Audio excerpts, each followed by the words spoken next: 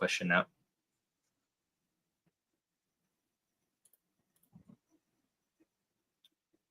Okay, are we live? Looks live. Let me see. We are live. Are we live? What's up, guys? Hello, hello. We're just getting settled here. Let me finish up a couple of these questions. What's up? For this year.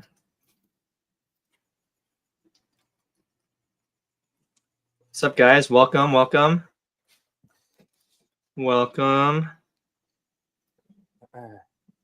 Do you guys think JoJo combo?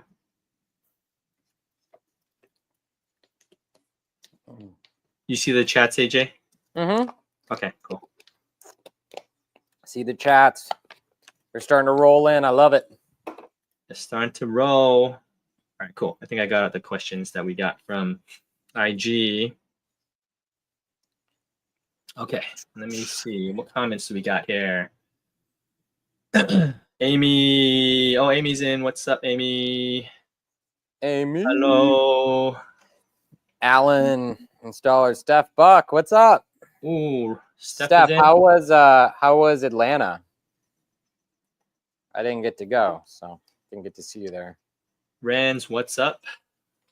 Scale Fins and Feathers is in. Richard's in, feeding geckos. Horizon Jesus across the bay from me is here.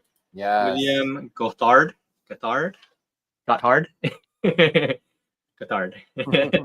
What's up? Jarrell's in. Alan, installer. What's up? Ah, Sabrina. What's up? What's up? Sabrina, I thought you were on a break. I guess watching the Gecko Pod is a break, right? It's a break. It's a break from Gecko reality. Oh, that's awesome. You got to hang out with Emily.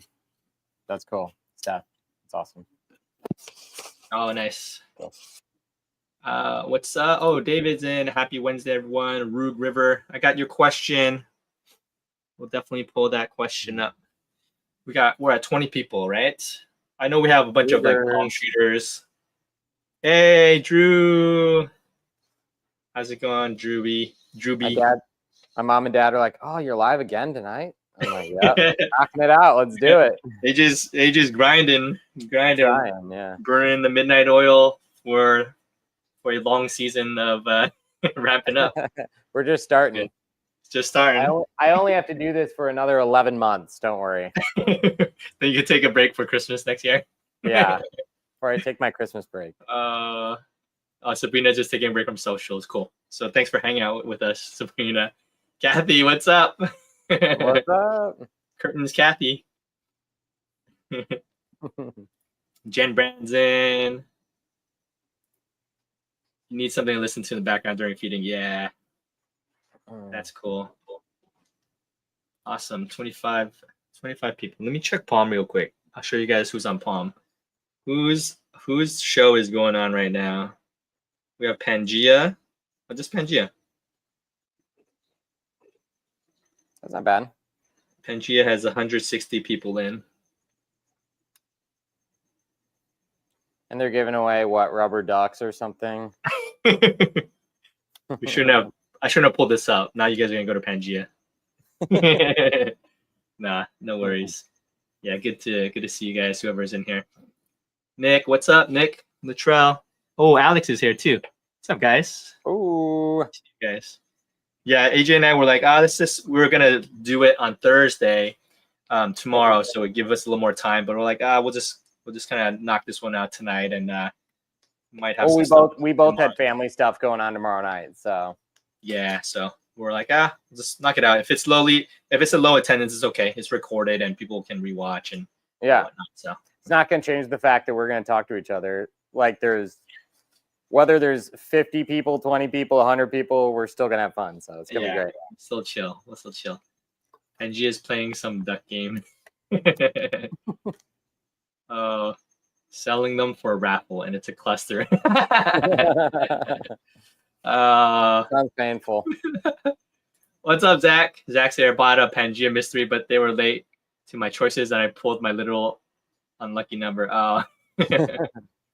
Alex, awesome. Yeah, I know you were trying to get into Palm and you were asking about it, and yeah, glad you applied and got in. So good job, man. We'll see you on there. What's up, Ramirez Royals? We got some of your questions.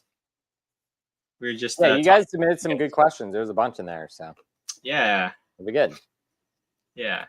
And Richard asked, anyone still getting A's from 2024 pairings? Some. Yes. Yeah, I'm. I think trickling, but I think it's almost done. Uric, what's up? Good to see you, man. Vega's in. Sam D is in. I got your questions, Vega. Yeah, we'll pull them up in a second. What Bryce said he better apply after listening to the last Gecko Pod. What do we say on the last Gecko Pod? That nobody's going to shows? What do we say? Bryce, just apply, dude. It doesn't hurt. Doesn't hurt to have it as an option. I mean, yeah, I would say most people are one and done, it seems, but it's a good option. Maybe that's all you need. Maybe all you need to do is pop on there and sell 10 or 15 animals, and that's all you need for 6 months, you know? Yep. I agree. Yeah, I think that's it's still a good option to have. So, yeah. What's up, Patrick? Good to see you. Do it. Yeah. Yeah. So this is episode 82, right, AJ? I think episode 82. I think so. Is it 82? 82. We're a podcast for the gecko community where we talk about breeding geckos, the hobby, and the business, and we grind it out. We've interviewed a lot of people in the hobby. We talk take a lot of your questions. We deep dive into the subculture of geckos, crested geckos that only nerds come into, and it's very exciting. It's great. Yeah, it's crazy how long we've been doing this and how many of these we've done. I'm like, I can't even keep track. At this point, it's just all a blur. It's a lot. Yeah. It's in over 2.5 years, man. Dude, it's gonna be three years soon, which is crazy. That's crazy. Yeah, if you think about it. Last night I was talking on my live that like I need to do something special because it's my 20th year anniversary in the gecko hobby. Wow. Yeah, that's crazy. 20 years for me. So I'm probably gonna do something special. I'll probably do like some big event and give a bunch of stuff away and maybe make some special merch and frost sables for everybody. You get one. You get one. All right, I'm gonna make 20 of these. I'm gonna give them all away. 20 geckos for the 20-year giveaway. That's actually a good thing. I should do that. Yeah. Don't forget to smash the like button. Oh, the 32 of you in here, hit that like button. Subscribe. 32 likes is all we need, Harry.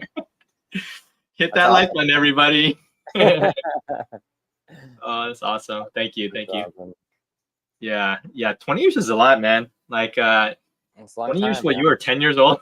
How old are you? 12? No, I was 13. 13. Wow. Yeah, going to shows with your dad, and yeah, that's awesome. I really like that story. Yeah, your dad just kind of like let you do your thing, and you killed it. Here you are 20 years later, and I like Vega's idea here, 20-hour marathon. Oh, dude, like those Twitch marathons? 20-hour Palm. You got to come out and we'll do a 20-hour long live stream. Bro, that'd be crazy. I'll ship some geckos over, and then we'll just like take a nap. We'll sleep. We'll eat. Sleep on live. We'll leave the camera rolling. I watched this Twitch. You know Kai. A lot of people know Kai. I don't know if you know Kai. Yeah. Where they're sleeping. They're sleeping on the stream. Dude, they're like waking up and like eating like takeout and then streaming more.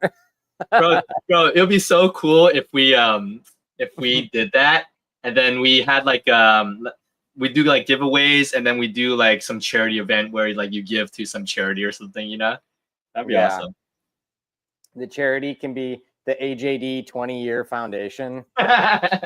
Straight into your pockets. It was like last night. I don't know if you're on the live here, but I was joking that I'm gonna do last night I was gonna do a discount where if you're 85 or older, you get 10% off. Yeah. That's awesome.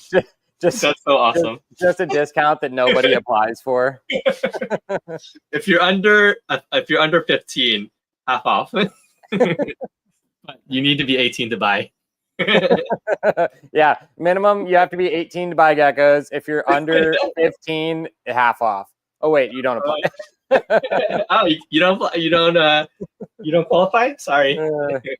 If you happen to live in the town of 4,000 people that I live in, you can have half off. if you're from Pleasant Garden. Oh my gosh. Awesome. If you live in my neighborhood, you get a free gecko. Yeah. Oh my goodness. Speaking of, I love it when I see people do discounts that are like so insignificant. They're like, if you spend $4,000, we'll give you $50 off. It's just like so bad. Free shipping if you spend over $4,000. If you like, what are you talking about? Oh my gosh. I remember I think it was somebody had a gecko for like $5,000. And they like wouldn't give you free shipping. Yeah. And then somebody in the comments said like, bro, like you're legit charging shipping for a $5,000 gecko. He's like, yeah, man. Like $5,000 plus $75 shipping. It's like, oh my gosh, it's so crazy, man. It's awesome. 2% body fat, 20% off. Moving to North Carolina. So today, Harry, I was pairing a bunch of animals. Yeah. It's gonna take me legit forever. Oh no. To actually get everything paired, it's gonna take me like over a month. Oh yeah, I mean, yeah, it's you just have to cycle through the males and so long. Yeah. I mean, so this happened to me too, AJ. That's a good point. When I started pairing a few things in November. Mm-hmm.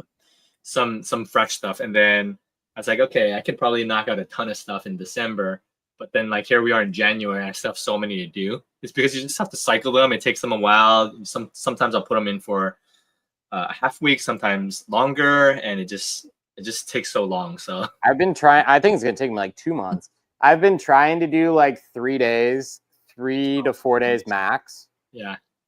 But sometimes you like forget, and then like stay in a week, and it's like So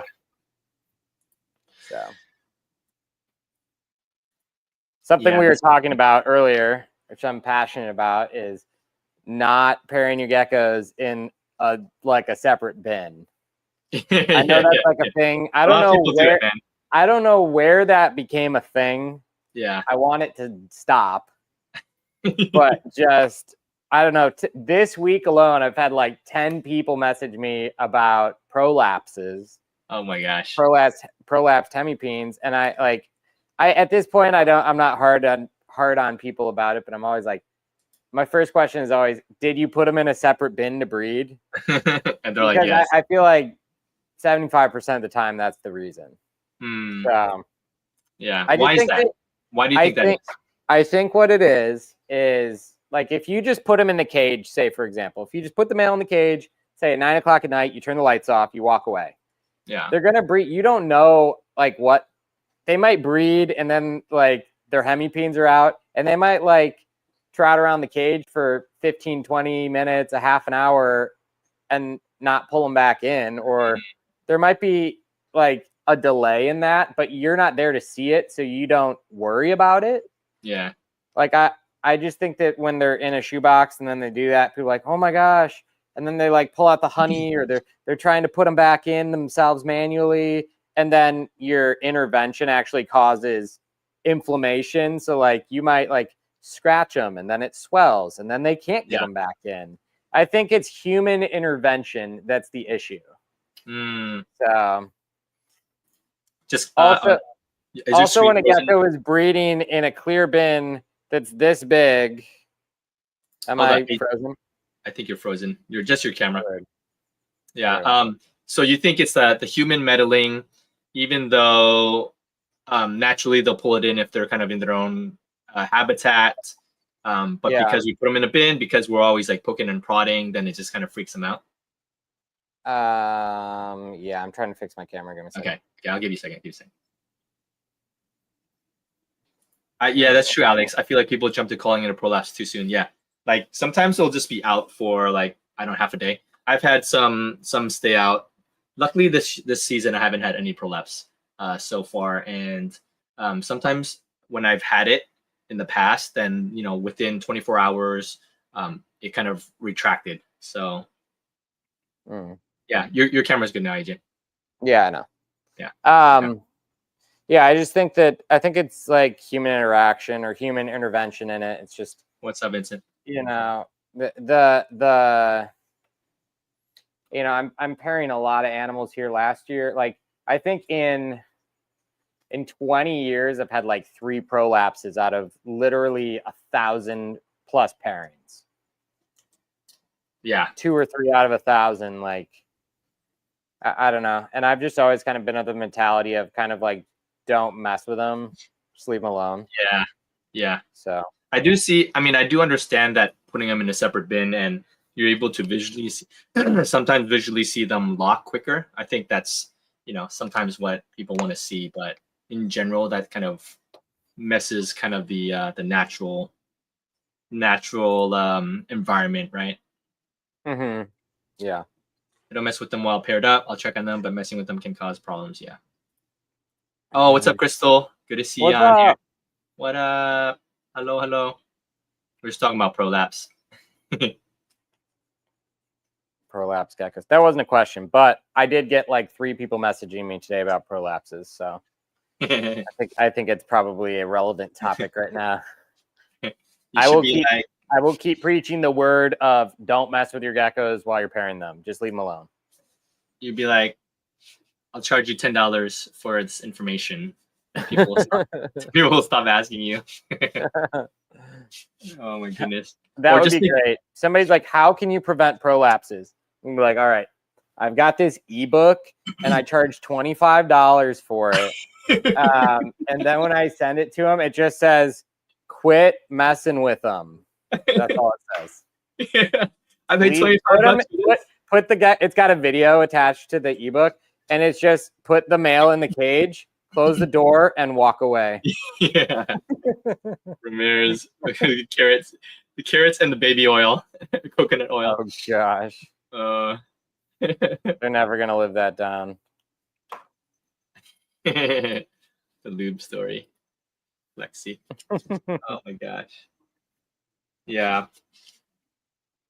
So yeah, just over here, I just feel like I'm getting ready to ship 1 million animals, and I have a lot of pairing to do still. That's just kind of where I'm at. So you're kind of backed up with shipping right now because of winter hold and kind of the cold front. Yeah, the weather. Yeah. But luckily, I'm going through. Is that a fire alarm?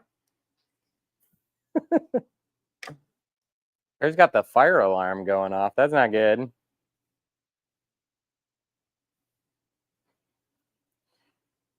All right, we're back. What was that?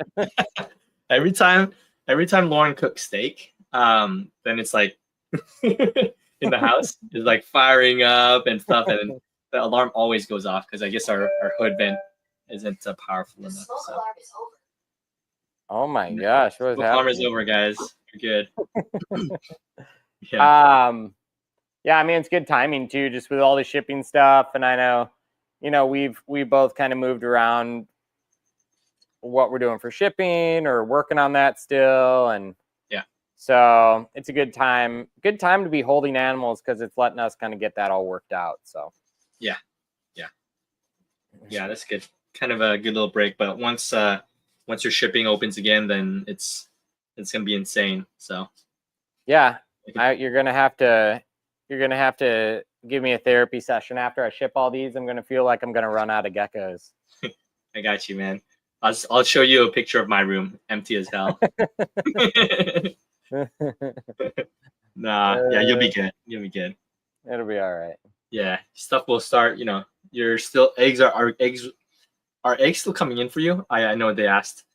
I haven't been pulling eggs at all, but like last week I think I pulled like 30. Okay. So I think I'm getting some residuals. Yeah. Maybe 15 a week or 20 a week or something. Yeah. But not like big numbers at all. So. Yeah. I don't think I've gotten any like new pairing eggs yet.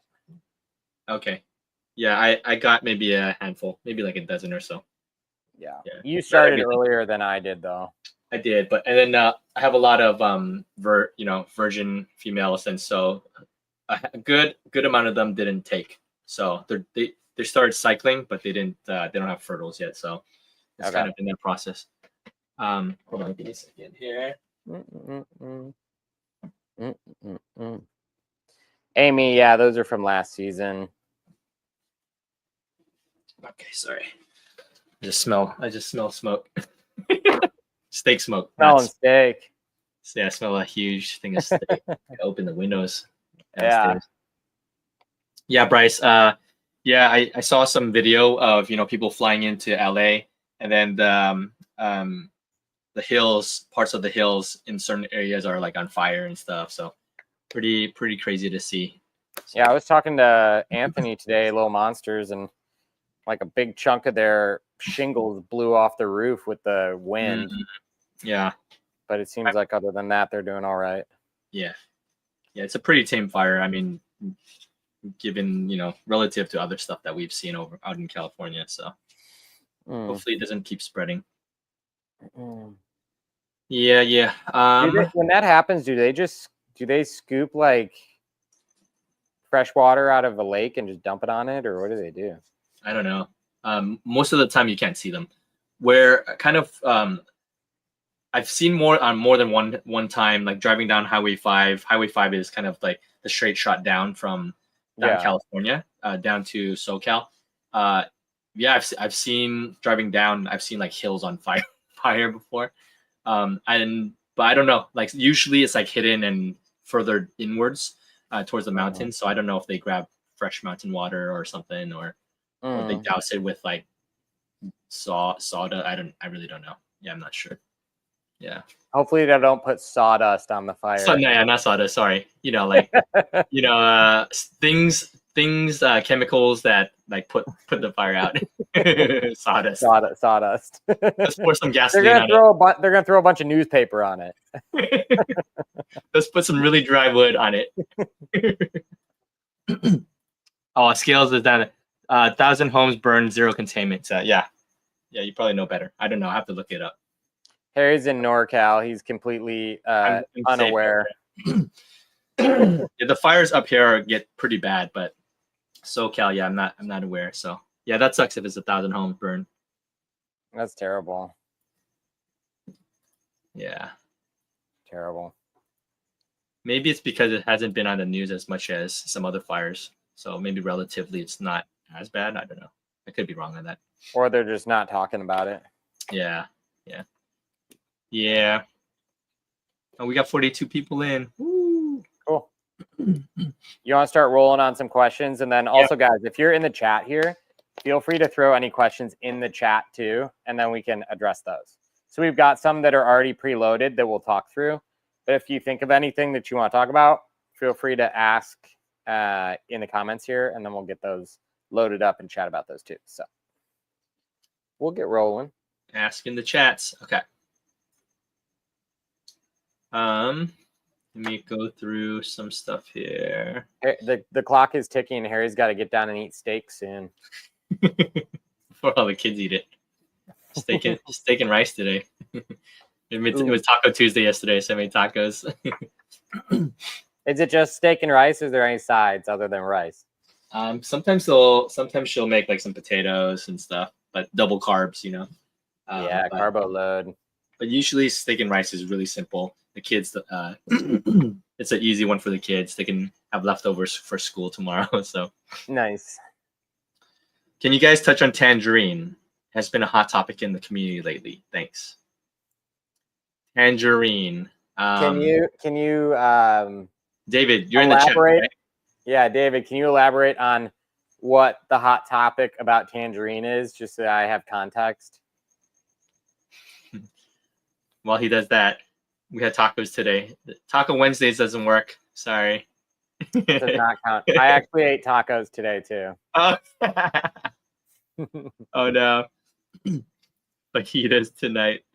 I had like breakfast. I had leftover steak, and I made steak and egg breakfast tacos for lunch. Oh. That's They're funny. good. Well, I mean, I guess we could touch a little bit Tangerine. on Tangerine. Tangerine. Harry, tell us about it. Scamdrine. AG and I joke that some people will say something's Tangerine, and we're like, yeah, I don't know. And we just jokingly say it's Scamdrine. Yeah. So Tangerine is, I think there's variations of it, but there are some geckos that are very specifically bright, this bright orange that looks tangerine-y. Not, is it like a mixture of yellow and red, AJ, or how does it get? I don't know, man, because I was talking to Anthony about it on the phone today. We were talking about Tangerine because we were talking about some like those Europe ones, like the ones we have. We were talking about like AC stuff, Suspenseful Steve on Instagram, his stuff. We're like, I'll pull up some pictures while you get your Chen. So like all these different things we were talking about, and it's like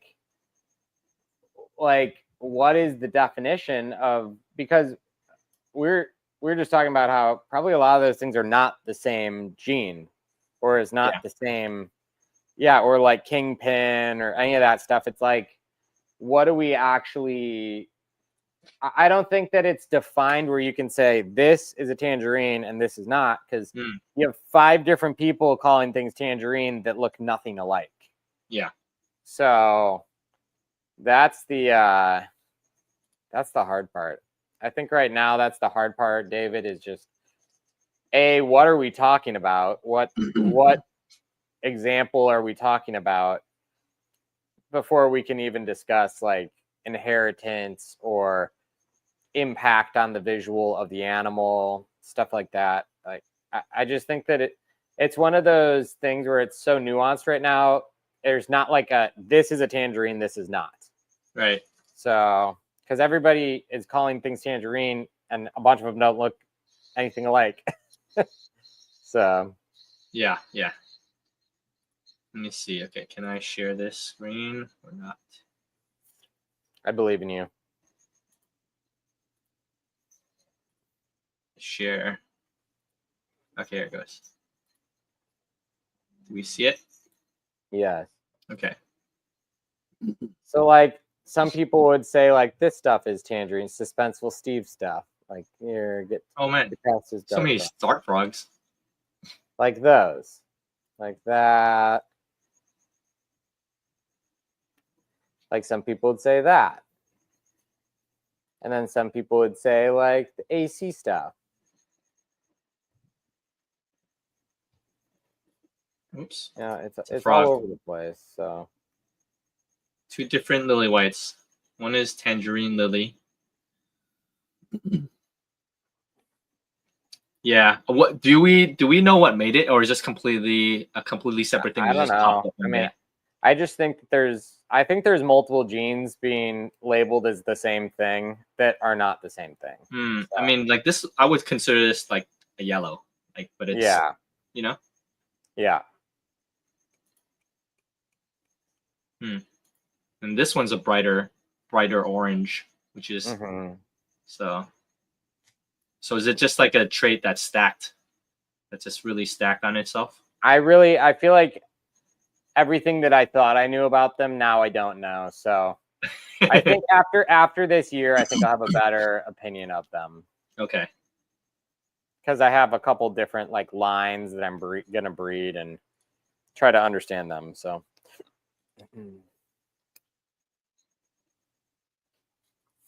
let's look at a few more examples. The kingpin, right? Yeah. KP, K-pop.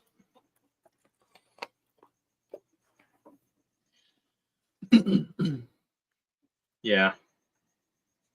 So it's this really bright orange. That's what I would consider tangerine. If it's more like a yellow, then I wouldn't. For myself, I wouldn't classify it as a tangerine. But. Yeah.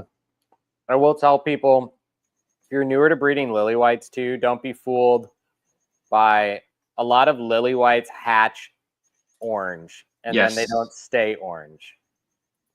Yeah. So I see a lot. I see a post probably at least once a week on Instagram where it's like, check out this crazy tangerine lily white I hatched, and then neither parent is like tangerine looking at all. Like, oh, that's just a lily white. It just hasn't grown. These are pretty tangy. These JK Story ones. Yeah, and I have some of these. Yeah, me too. What's up, James Hill? Yeah. So did we answer David's question? It's kind of a non-answer, but we tried. Nick says, I think just think of Tangerine that tints white pigmentation into a tangerine color. How closely, I mean, talking about Nick, how closely tied is Tangerine to Halloween stuff? Is it completely different? We'll let Nick answer that. Nick, you're the Halloween specialist.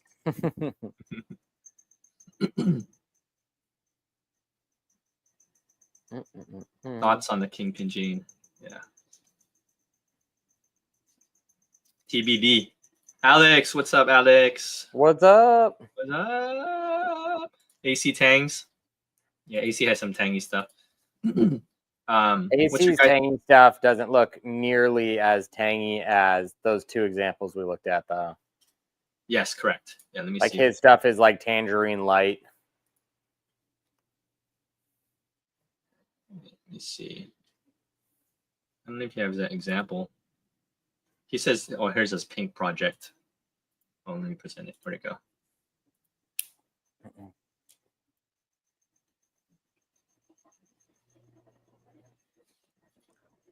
That just looks like a lily white to me. But you can't really see pink though, right? But some of them come out like that. This one, yeah, I know what you're saying. This one's a little bit pinker than normal though, because I have stuff that comes out tangy too, like the lilies. That one's interesting. Yeah, I don't know. I don't think AC stuff is like tangy like these other guys is. Yeah. Yeah, you're right. This one's kind of tangy. I don't know. Or is it the yellow? That's bubblegum line Tangerine, Harry.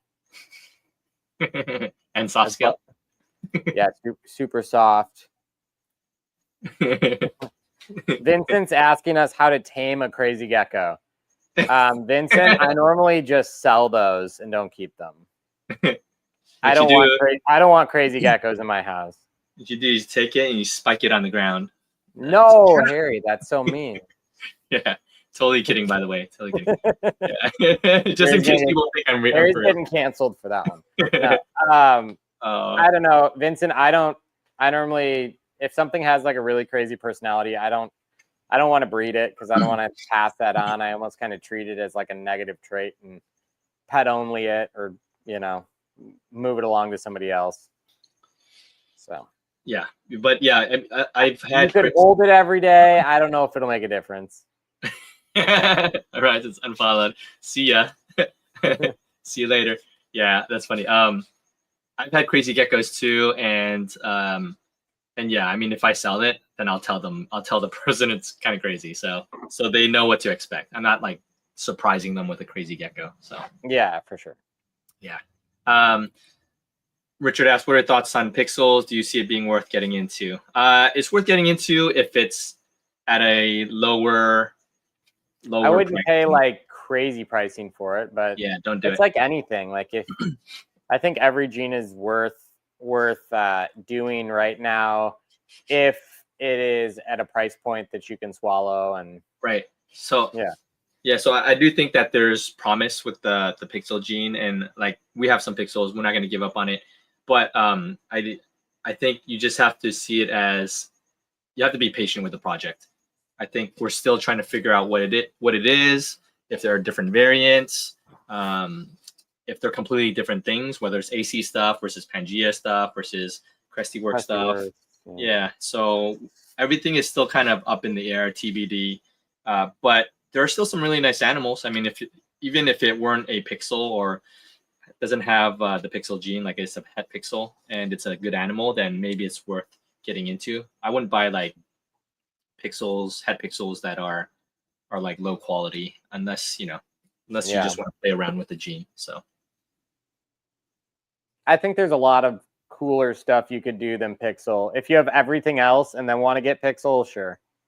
But if you don't have sable or cap or Axanthic or empty back or any of those things and you're buying pixel, I would tell you to do the other ones first. But yeah, it's all preference, of course, but you know, that's kind of where but as far as like one to learn on to, I think something that's a little bit more straightforward would probably be a better gene to learn on to. Yeah, jumping straight into pixels, which, you know, someone has. So Alex, I think it's definitely a passion project for sure. You got to really find that one out. So Nick says, I think my orange hits the tricolor route since my whites pop out. I have some grow outs that might have a tangerine influence, but it's a new pair that I'm learning about that's outside of my lines. Okay, so Nick is saying that the Halloweens come from kind of the tricolory orange. Is that what he's saying? Okay. Yeah, which makes sense. Interesting. Yeah, so maybe the tangy stuff is something separate. Yeah. Let me see. Looking at chats. Horizon, waiting on my 100% het pixel to show sex before buying a feature mate. Yeah. Nice. Hit me up, Jesus. I have some 100 hets too. You love them pixels. Alex has a few pixels. AC sell you some pixels too. Alex. Yeah. Main focus right now is highlight tricolors. Nice. Yeah. Okay. So we're good on the tangy stuff. Yep. Okay. Good on tang. Reasons for not eating Pangea and insects. So I think these are separate things. Best ventilation and temp for small room. So let's talk about reasons for geckos not eating Pangea. Like fig and insect, or like Pangea or insects. So when I read it, it was more like the diet itself plus insects. Well, let's go to the answer for that is probably environment. So air humidity, temperature, and the cage setup. So making sure your humidity is high enough. I shoot for my room to be, 55 to 60% humidity, but with good airflow. I would say if you want best feeding response, I would be between 75 and 80 in your room. And then not having your animals in too large of a cage where they can't find their food easily. If you do those three things, you should be in good shape. Yeah. I think to get that, sometimes geckos just have a hard time eating, some more than others. Oh, AJ, did we lose you again? Oh, it's so weird. I don't know what's going on. While you figure that out, I'll talk. And insects in particular, I think take a little bit of time because not everyone can get their geckos eating insects right away. For me, I'll just throw them in. If I know like a gecko has a hard time eating insects, then I'll throw in less. But I'll keep throwing them in, and maybe I'll even like skip feeding, and then I'll throw some insects in like 2 days later because they're gonna be hungry. And so far, I've had pretty good success with doing things like that. I don't even break the crickets face off and give it to them. I just skip a meal, throw crickets in, and then eventually they get hungry. They'll eat something. They won't starve themselves to death. Most won't. Yeah. Yeah, I don't know what's going on here. I think it's StreamYard. No, it's not overheating. I have no camera problems that I can tell. So interesting. Yeah. Connection's good too. So just tell me if it does it again. Okay. Yeah. Yeah, here you go. 51 watching. Tap that like button. Yeah. Hit that like button. What were we talking about? We're talking about feeding, Pangea and insect. Oh, and then what else? Best ventilation. We're pretty big on ventilation, right, AJ? Like we run a lot of fans. We run fans and we have vents in our cages. Yeah. So have a vent in your cage if you want to like solder holes in it. If you don't want to have a vent, you can do that. But having a good fan circulating air in the room is important for sure. Yes, absolutely. Yeah, you need kind of the circulation. Like for several months, I didn't have much ventilation, air circulation in this room, and I think that was the cause of some of my stuck shed issues. So okay, it was just like too moist in some of the hatchling stuff. Yeah. The new hatchlings, and then putting a fan out and letting things dry out was a huge factor in terms of helping the shed issues.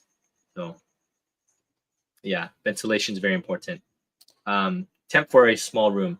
I keep my temps between 76 to 78. That's where I'm at. How about you? This room is currently like 77. Yeah. So we're very similar. Arian AJ, have you ever blended bugs into gecko diet? Because I know my adults won't touch crickets during breeding. Yes. Yeah. Harry has. I don't do much of it. Mine will eat crickets during the breeding season, though. Yeah. I don't do it. I don't do it with every feeding, by the way. I do it every, like if Pangea or whomever I'm getting crickets from, like misses a shipment or they're dead or something, then I'll I have a bag in my freezer of crickets, and I'll throw that into some of the feedings, the Pangea diet, to kind of give that extra protein. And so yes, I've done that before. Yeah. Cool down temps, asked James Hill. High 60s, low 70s. You don't need like super cold. Yeah. You can do like 72 day, 65, 66 night. And that would do it. Yeah, this we just talked about this. What helped your stuck shed problems? Yeah, so I was talking about my stuck shed issues this past summer on my palm sheet on Monday, and then and so this is Alyssa asking what helped your stuck shed problems. Yeah, ventilation. You need dry out periods for your hatchlings. Like don't overmist. Don't keep things like sopping wet. Your gecko for sure the shed is gonna be completely fused to its skin, and then it's just basically gonna choke it out. So ventilation, have dry out periods. So that was a huge factor in helping stuck shed issues.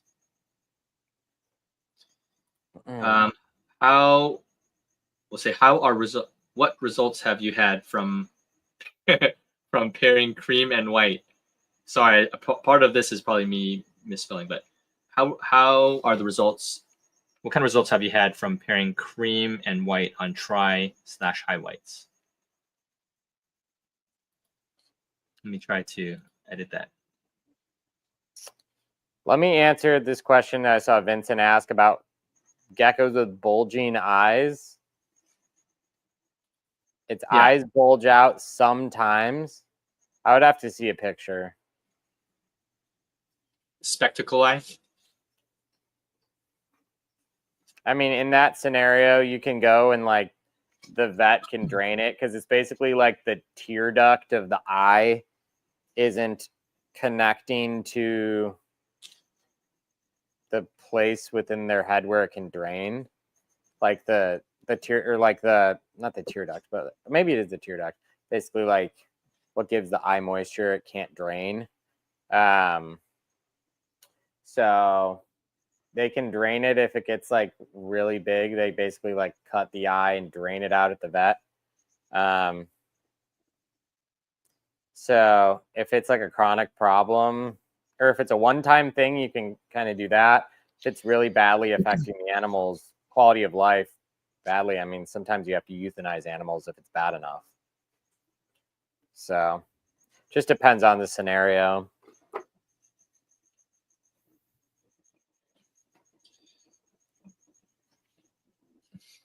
Yeah. I agree with Bryce. Shorter, longer photo periods is important like cooling. I would agree. What is your light cycle? What is a short, like an 8-hour cycle for cooling? I do like an 8-hour cycle in the winter, and then I go to like I just do 8 and 12. 12 during breeding season, 8 during off season. Yeah. So right now I'm on 12 again because I'm trying to push them to breed again.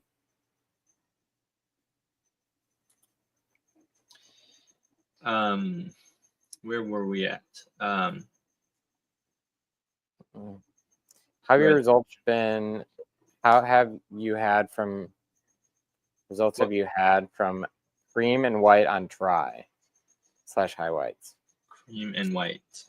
Pairing cream and white on try / high whites. So it's like basically a high white, a creamy high white paired to a try. Creamy high white paired to a try. Maybe underlying that is like, will it make it whiter / like more high coverage try? Is that what we're trying to make?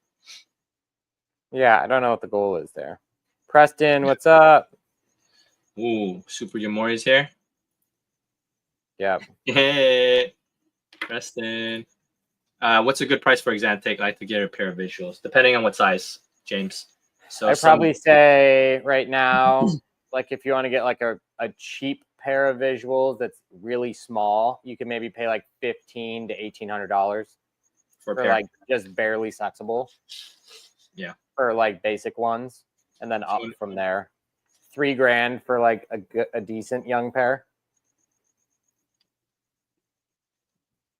Just pushing in hemipenes. We were talking about you, Preston. You missed it. We was like Preston had some prolapse issues. Yeah, James. Like maybe like an Axanthic baby. This is a plain one. Could sell anywhere from $600 to $800 or so. Unsexed. Can we step up tricolors and make quad colors? I'm actually making octacolors. What is the fourth color? Red. They're all but yellow. Let's see. So there's yellow. There's you could get yellow. You could probably get yellow and orange and white and dark. Yeah, because they're variations. Oh, what about this? Make a yellow tricolor and put black Dalmatian spots on it. Boom. Quad color right there. Quad colors. That's good. Make a red, yellow, white tricolor, red, yellow, white. Pepper it with Dalmatian spots. Boom. Quad color. There you go.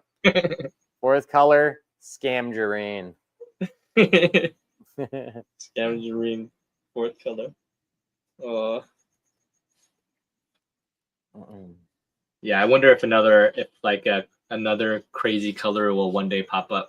That'd be awesome. I'd love to have another color.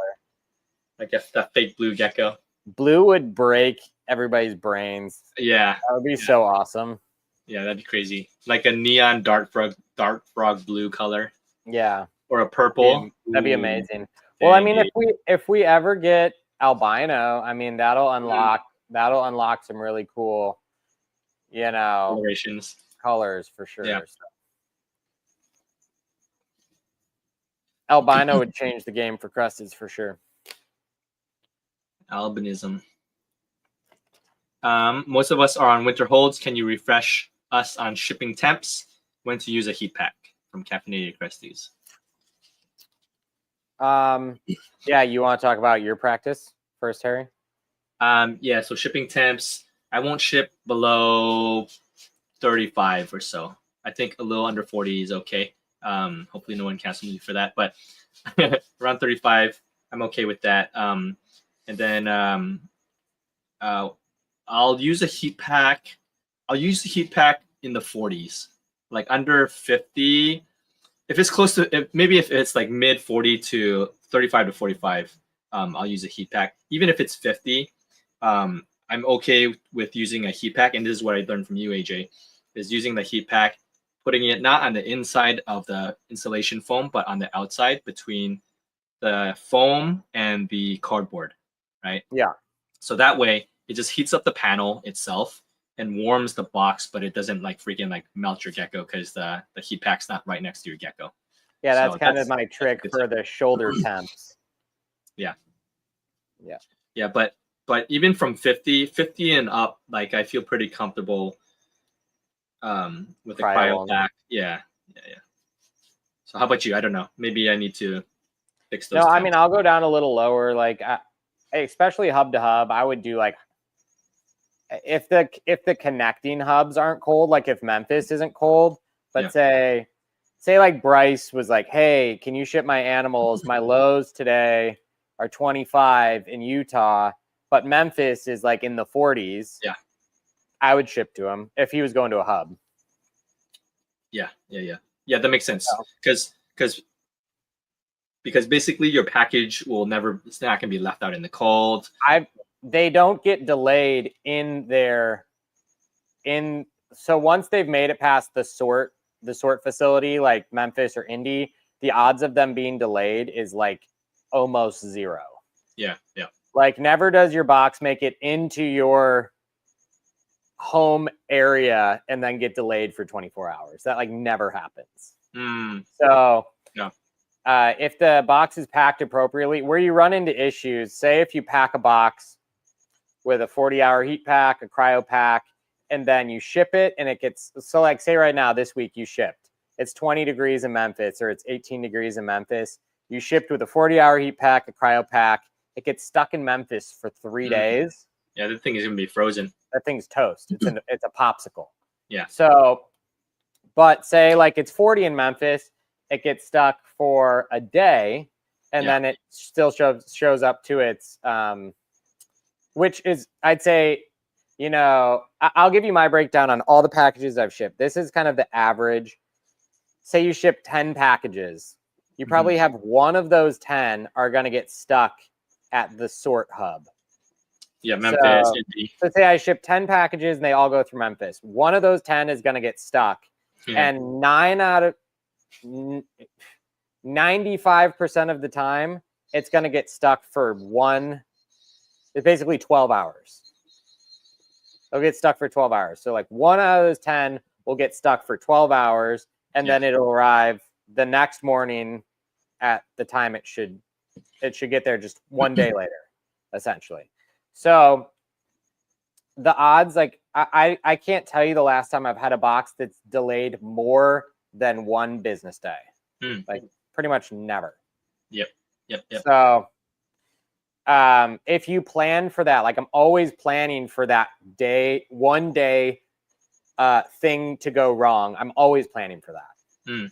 So if you plan for that with the way you're packing and your temperatures, like say like Monday, Memphis is 40 degrees, but Tuesday it's 15 degrees. I'm not going to ship that day. Right.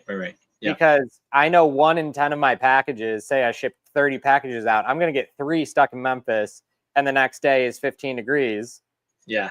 That's no good. So it's just knowing those statistics. If you guys kind of like burn those into your brain, like 1 in 10 is going to be stuck, and 9 out of 10 times, or honestly 98 out of 100 times, it's going to get stuck one day.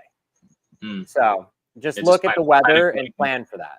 Yeah. When do you start using heat packs? Do you use heat packs earlier on? I would say under 50 I start using them, but I do that outside panel trick. Yes. Yeah. When do you put it inside? Like say on a 1296. So there's more space. I would say sub 40. For sure. Maybe even sub 45. Yeah. That's kind of where I'm at too. Sub 45. I'm probably going 1296 internal, but I'm going to play around with, I got to do some tests with like some probes. I'm going to play around with like 887s or 999s and see if you can get away with heat packs in there if you pack them appropriately. But send it over to me. It has to be done. It has to, I have to basically take those boxes, pack them like it has an animal in it, put a probe in it in the deli cup where the animal would be, and then put them outside, or put them in a room, put them in the fridge where it's 40 or 50 degrees and monitor them, and see kind of where temps read. So do your own experimentation, guys. Understand kind of your process. And I know like Andrew Pino was talking about how he put a cryo pack and an ice pack in a 1296 and put it in his garage when it was like 130 degrees for because he lives in Arizona. Because he lives in Arizona for like 24 hours. So worst case scenario. And in 24 hours, the box never broke 75 degrees. Yeah. So the insulation is actually pretty good as long as you have the temps inside regulated. It's not terrible. The most common thing that I see is people cooking their animals by heat packing too small of a box or heat packing when it's not cold enough. Yeah. So. Yeah. When shipping multiple geckos in a box, how do you make sure the box doesn't get too hot? Yeah. So basically, don't put the have a big enough box. Basically, that helps it for sure. Giving it buffer. Like Harry, when we shipped out for like the California shows. Yeah. Describe how many cryo packs and heat packs or cold packs we used to get my huge gecko boxes to California. Dude, it's all over the place. What was in there? It's crazy. You remember? I mean, I know it's overkill, but like There's boxes had like 150 animals in them. I think I had like 30 cryo packs in that box. I thought there's 10 cryos in this thing. Oh, there was probably like 25, 30 cryos in that box. Protect your geckos. Yeah, the good thing is I get them back, so it's okay. Yeah, Richard, have a big enough box, I guess. If you have like multiple geckos, big enough box, buffer, put a lot of packaging on one side, with the heat pack on one opposite side, and then other side is your animals, so it doesn't catch on fire. Not fire, but you know what I mean. It doesn't like burn it to death, you know. You don't want to melt your geckos. Don't have an active flame inside of your box, Richard. Okay? You have some propane tanks in there about to explode. Don't use a diesel heater inside of your box. It should be good. Yeah, hopefully Bryce, your last package got stuck for a day, is what you're saying? From me? Or it was just a good nicely packed package.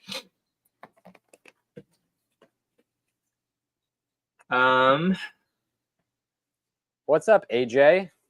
It's Ajax. Hey, Ajax looks just like you. I know, man. We're twins. You guys have the same exact beard and facial. I know. Facial hair. I think we've answered this before, but Gecko Chick asked, "Where did caps come from?" Reptiles by Mac. RBM.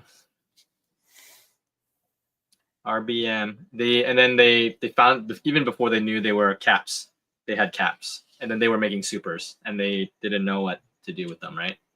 And now they're making the super blizzard hypo, whatever they call them. Yeah, selling it for $5K. Oh, Bryce said no, it was cold AF there, but Memphis was good. Yeah, and it worked out. So good. Possible to get white on caps and sable with cream, or does it have to be white like Frostline? Ask via Cal Reptiles. So possible to get white pattern on caps or sables without using like Frostline? Yeah. So can you get white caps and sables with like cream colored animals? Probably. I mean, the good news is sable really latches on to white pattern and kind of like blooms it. Blows it up. Mm-hmm. And can positively change the color from like cream to white. So for sure. Cap, yes. Cap is probably harder than sable.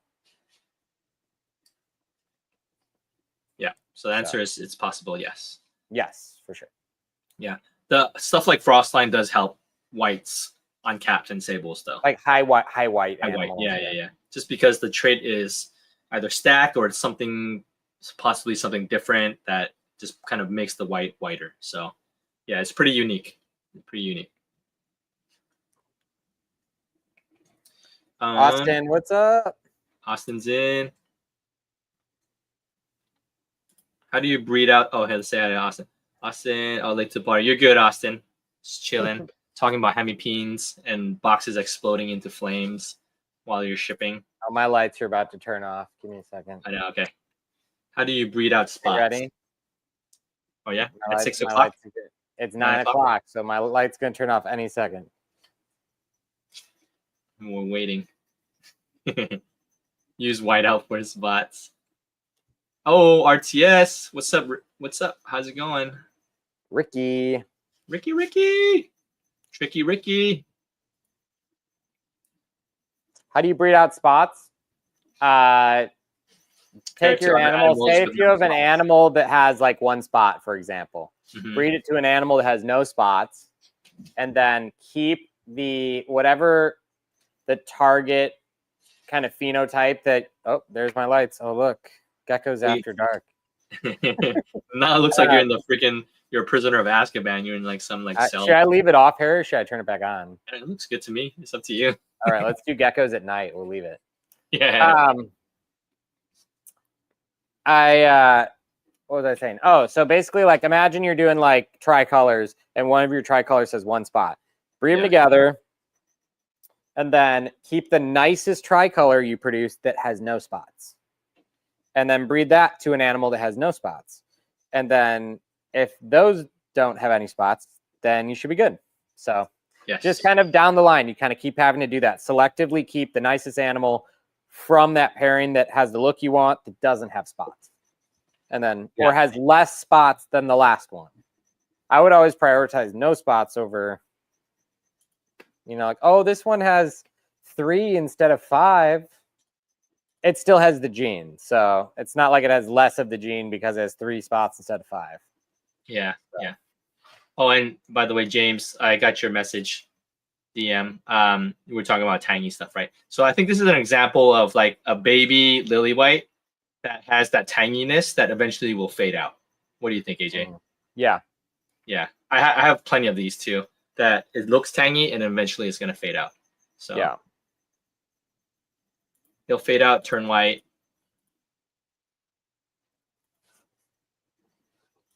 But it makes me look like a ghost in here though. My camera's like, what is going on? Yeah. So what were we talking about? Sorry. Oh, yeah, the spots. If you guys have any other questions, keep asking in the chats. But I'll keep rolling through some of the IG stuff. What is Cho? I think JB Rax is just trolling. What is Cho? Because we would always ask, what is Cho? Let's take a look. Let's look at Sunju Kill stuff.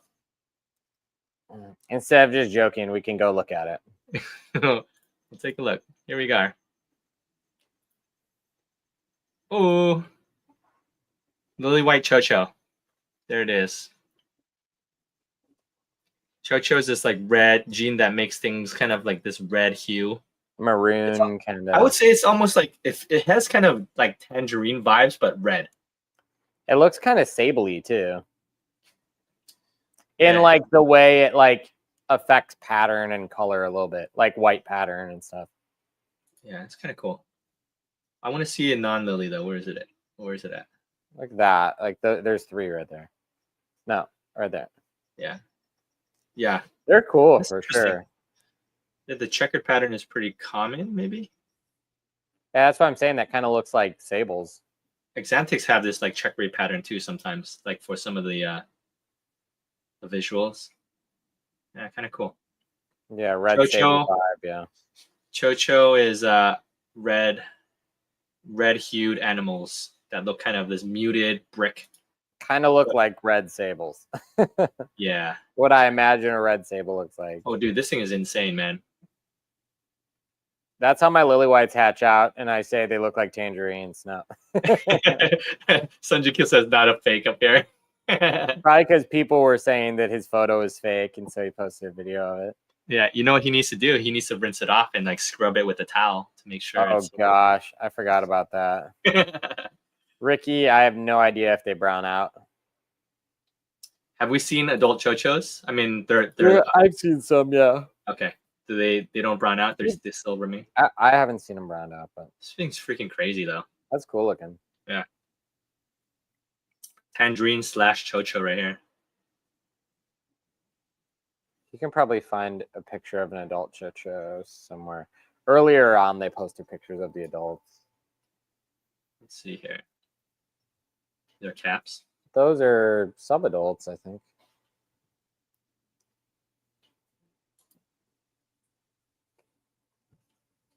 Come on, where the big ones at?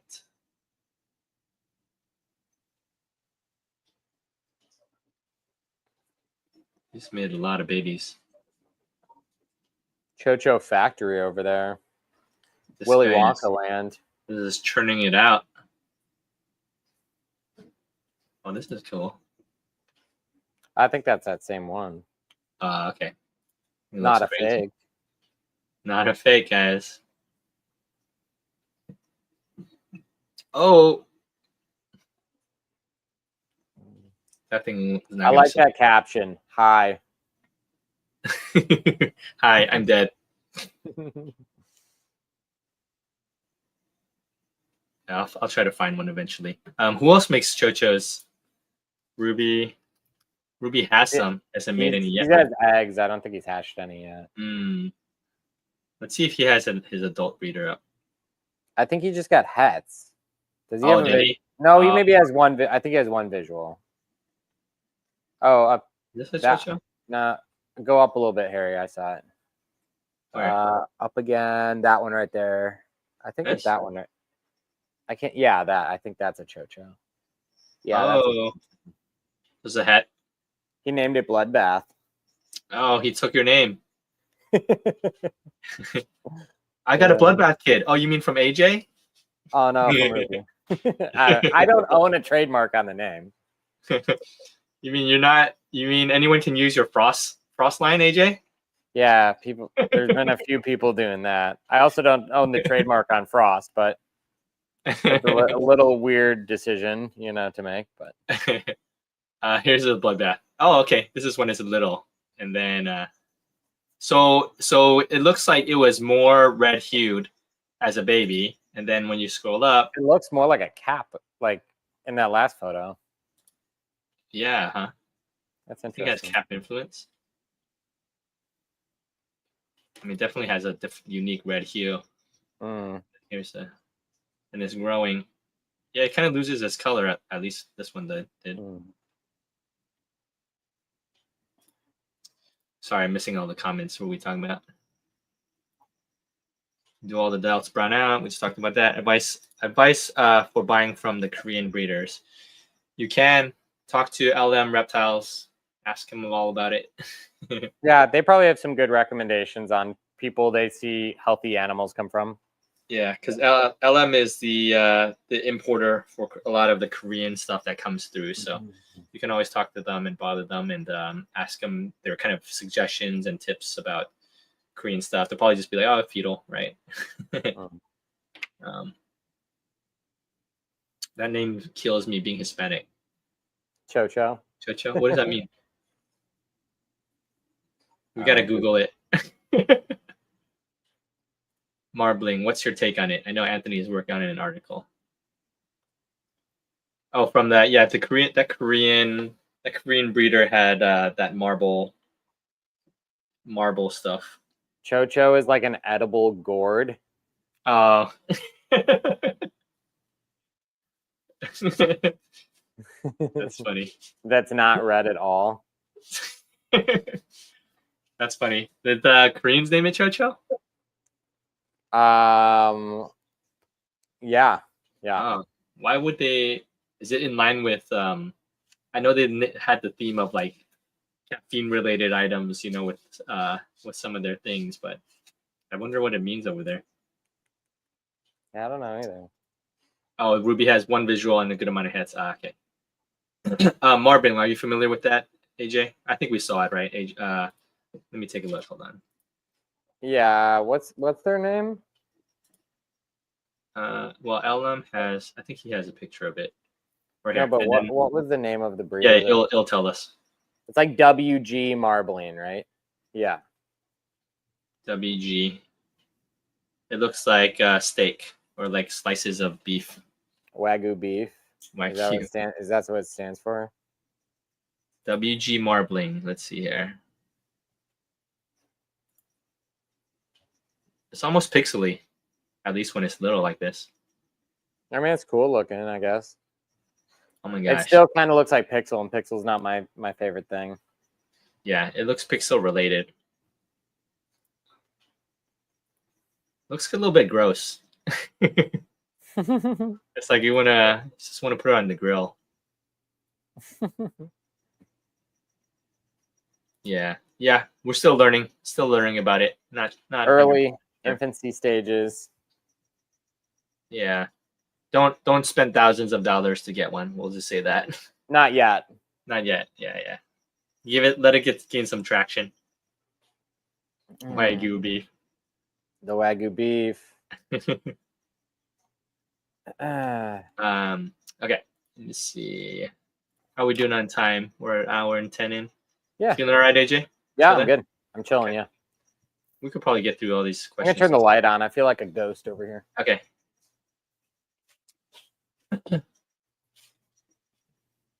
Oh, here it goes. Gecko Roundup asked about it. Margin, marble, snow, stacking, how it works, how best to go about it versus a gene. How does it work? There's multiple things going on here. We don't know. They haven't told us. Margin, marble. We're all going off of what information they'll share. Yeah. Wow. Yeah. I would just always say caution people like to not buy into something if you're not like super familiar with it. I did that with Pixel and it was a good size investment and yeah. Not a good experiment. Not a good experience. Financially not a good decision. Yeah. Yeah.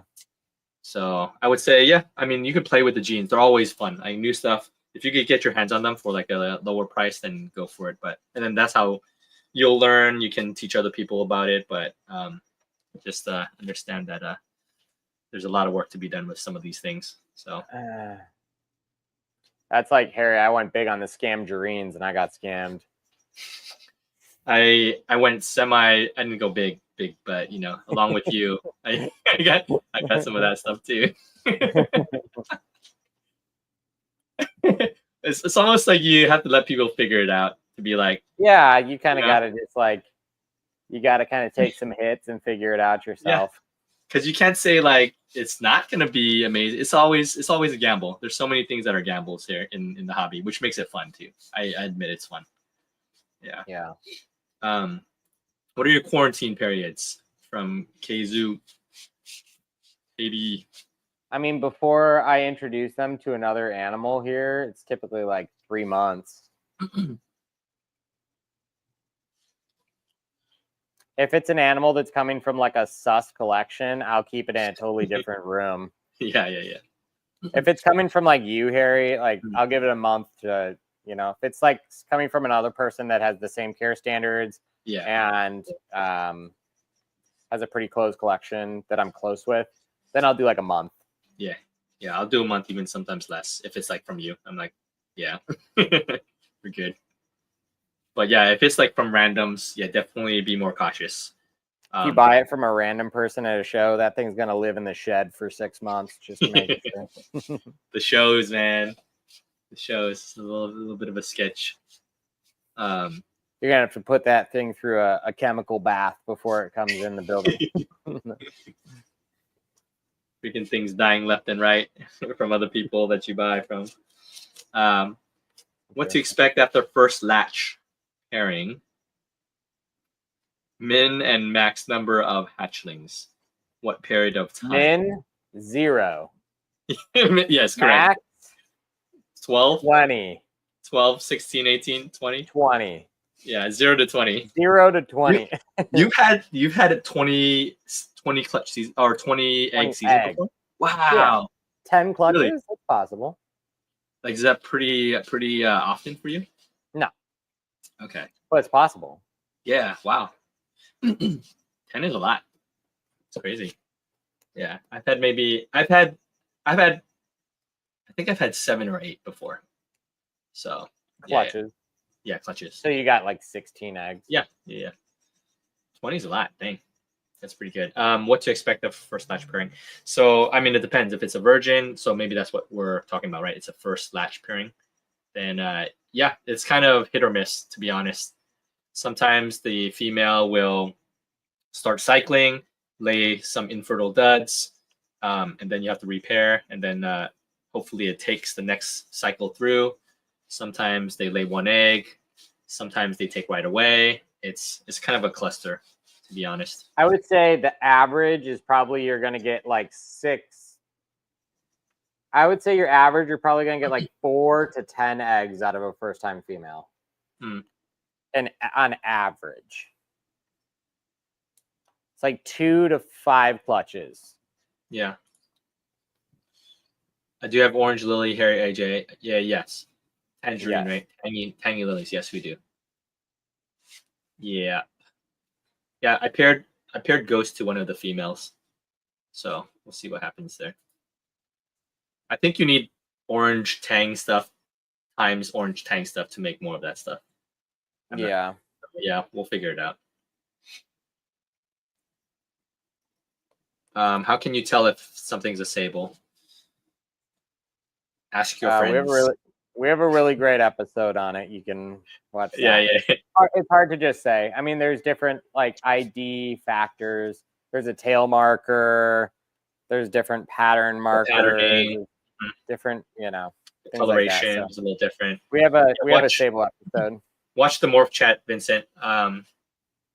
In our I think it's like 3 months ago. Helpful. And there's a bunch of examples of sables, and so that would be a good one to see. Crystal had 20 eggs. One that had 20 eggs. Yeah, that's crazy. You've had a virgin female that laid 3 sets and never laid eggs since. It's possible. Can happen for sure. It happens, yeah. It can happen. Maybe new breeders like you who you're watching and their future project plans. Oh, like people that we're like keeping an eye on. Oh, I don't know if we keep an eye on people. I think it's more just like. I mean, I think we see animals. We're like, oh, that's really cool. Like, I know. I'm trying to think of. I don't know, or just people that have good. There's certain people like Kaiju Cresteds. They're local to me. Like anytime they buy an animal off of my live or whatever, I'm like, man, like I actually like I'm not just like making this up. Like if I have a box of like 60 geckos, even if it's not the most expensive gecko that sold that night, often it was like my favorite in the box. And like I just feel like they have good taste. Oren has like a good like picking ability to pick stuff out that's cool. I think same as for Preston, Super Yamori. There's a bunch of people, just people that have like good eyes for buying interesting stuff and developing interesting stuff for sure. Yeah. Also, there's a lot of people. There's tons of people. I mean, Yeah, there's a good amount of people with. I mean, I feel like this newer waves of breeders have gotten into like have some pretty good projects. So there's a lot. Like nobody in particular. But just I've seen as I kind of scroll through and as I chat with people and seeing their collections, I'm like, yeah, people are improving their collections for sure. Yeah, there's a ton of. I think the future is bright for like a lot of the new generation of breeders. There's a lot of cool projects that people are working on, more like niche stuff or just improving stuff that maybe has been like, oh, working on tigers or working on phantom lily whites or super Dalmatians or any of these different things. Like, I don't know. I feel like there's always, if you have the vision for it, like you can really make some cool stuff. So yeah, for sure. And stand out, even on something that's maybe existed for a long time. If you can make it better, that's awesome. Yep. So. Yeah. What's up, Patrick? Lakeside. What's up? What's up? Yeah, Patrick's vending Pomona this weekend. Oh yeah. I'm kind of sad I'm not gonna be there. Not gonna lie. Yeah, me too. I think it's always a fun time. Yeah. But the people right. Stuff. Good. Yeah. I know like Alex and Ina are going, and it's like, the last I think 3 shows for the last year and a half we've had them with us, right? And so I think it'll be so. Yeah, and then we've seen Patrick the last all the shows too. So yeah, it'll be fun. You'll have fun. We'll be back. We'll be back out there Cali crew soon enough. Have you all seen the oddball lily white I have? Any ideas what's causing the pan? Do you have it on your IG, Ricky? I can pull it up if so. Or DM it to Harry, maybe. Yeah, try to DM it to me. Oh, Vega will be there. Vega, are you vending?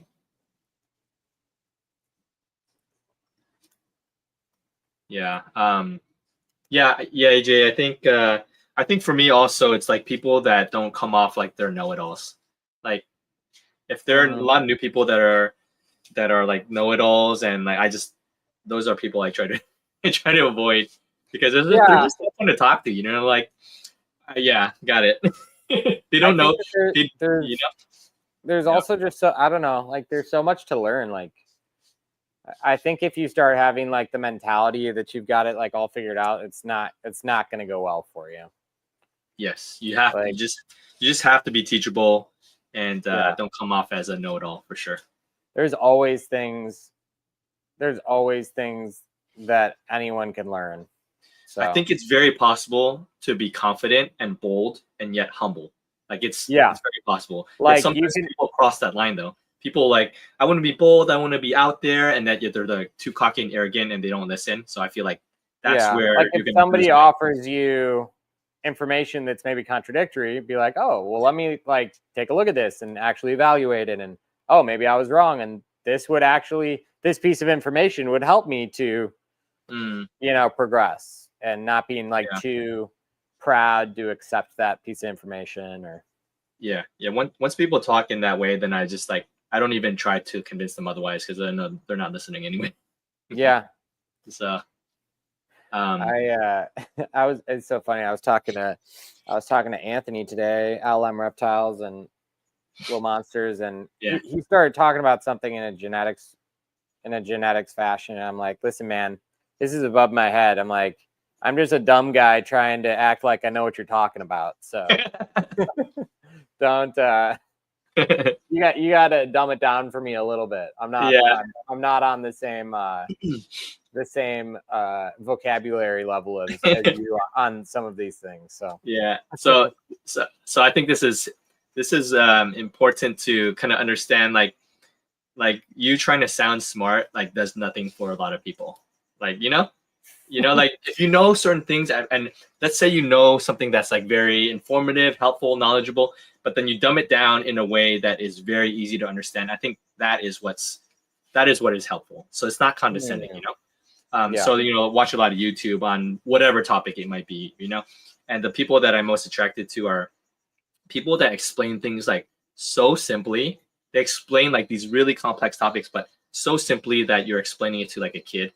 And I don't feel dumb for that. I just feel like that's actually very helpful, Yeah. Because you don't have to have all that context, all of that like knowledge to understand the thing if they make it digestible. Yeah, exactly. So you just have to do that for everything, I feel like.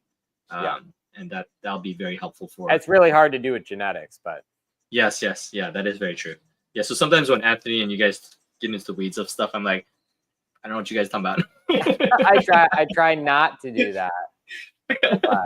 But I actually still like behind closed doors when you guys talk like that is fine because it helps me understand some of the vocabulary that ties to other things. So when you guys talk to each other, it's fine. But like what I'm talking about is like we're in the public and we're trying to sound smart. That's when you're kind of like, oh. So you guys don't do that, so which is cool. When you stand around in a circle and just try to flex on each other with your like knowledge. Yeah. Oh my goodness.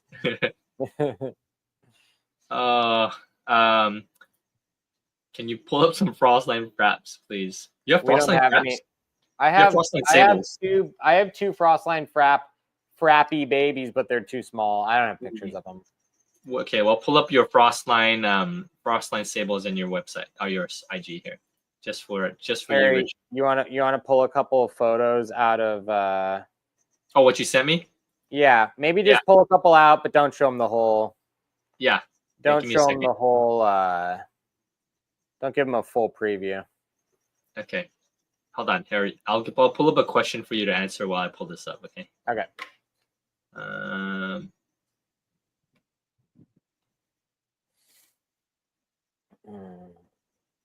I'll let you answer this one. Okay, here. Let me close this for a second, and then I'll let you read and answer this one while I pull it up. Mommy and me geckos, they can be paired year-round. Some animals, I will say, some males are a little bit more aggressive in their breeding. So keeping them year-round, the females will get kind of run down and just look worn out. So I would say most people will keep them together for, you know, a week, 2 weeks, and then they'll pull the male. Then maybe do a reintroduction halfway through the season. But some animals, like I have a couple pairs where they just live together all year, and the males are not too pesty to the females, so you can leave them together. But I'd say that's less common than not. So for the most part, it's probably good to not keep them together year round.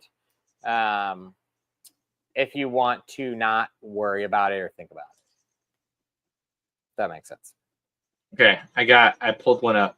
I hope I can share this. This is the AJD special.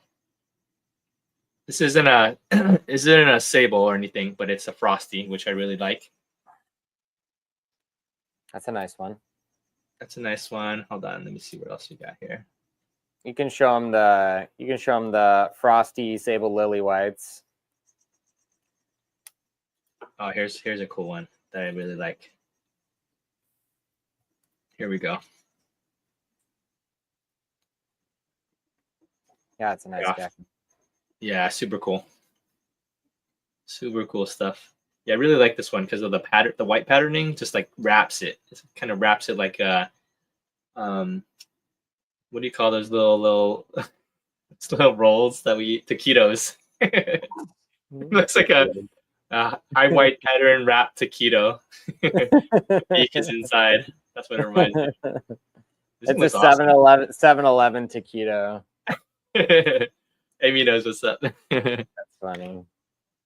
7-Eleven taquito right here. You should show them. Let me pull up my drive real quick. Okay, let me see if I have another frosty sable. Yeah, this one is completely covered with. I guess I'm gonna show them this one. Too late. I showed them. Yeah, that was the one I wanted you to show. That's okay. that's a frost sable lily. Frost sable lily. Okay. Yeah. Yeah. That thing is crazy. So man. that's gonna look just like the Steve Early one. I think it. Do you feel like it's gonna cover even more? I feel like it might. It might be more than the Steve one. I think it's gonna. That's my holdback one. Dang, this thing is so crazy. Preston's gonna buy it, by the way. I don't think Preston has a sable for me yet. Preston, you get on this, man. Save your money for October Tinley. This thing will be ready to breed. Yeah, this thing is insane, dude. Like seriously. Look at the one you have the one there that's like all the white spotting on the side. It's like a pinstripe one. That's another Frostline one. Oops, hold on. See the one that's just like super snowflakey?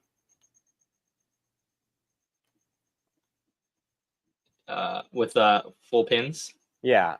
It's a sable lily, but it's got like tons of like white spotting. Is it this one? No. Not this one. Tons of white spotting. I'll tell you, I'll pull the I'm scrolling through. Give me a second. I'll tell you the photo number. Oh wait, I gotta show him this Dal because this is the picture I used for our IG pod or our story. Yeah, that thing's awesome. Where is this thing? I'm like going crazy here. Oh, Jasmine, I'll get to your question too, by the way. I won't forget you. Harry, it's number 8692. 8692. Almost there. Okay, here it is. 8692. Okay. Got it. Ooh. So this is another Frost sable. example of the frost sables, yeah. Mm. But you can see between the bottom lateral line and the top pinstripe line, that is all base color that's covered in white spot. And that gecko's like 4 grams. Dude, this is so crazy. Super crazy. So yeah, it's cool. I like the interaction. Sable plus like frost or white spot stuff is just super cool. So So crazy, man. Excited Yeah. to do more of that for sure.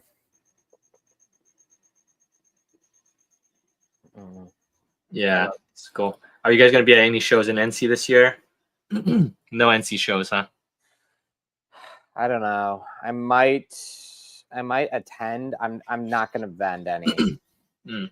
I might attend Raleigh, or I might attend a Charlotte show. Yeah.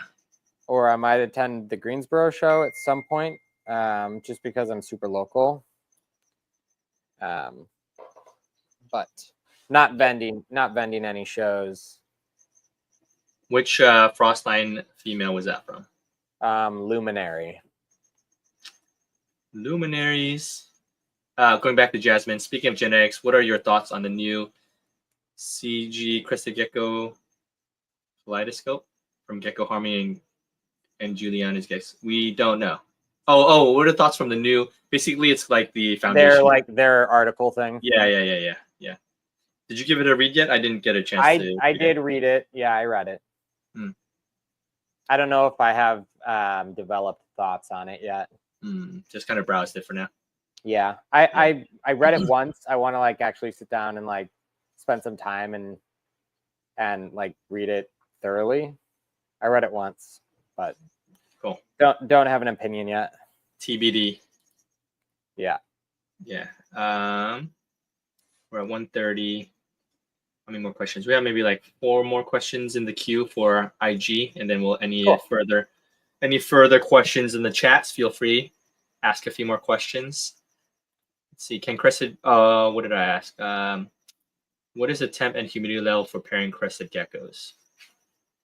I'd say 60% and 75 to 80 degrees. Yes. Yeah.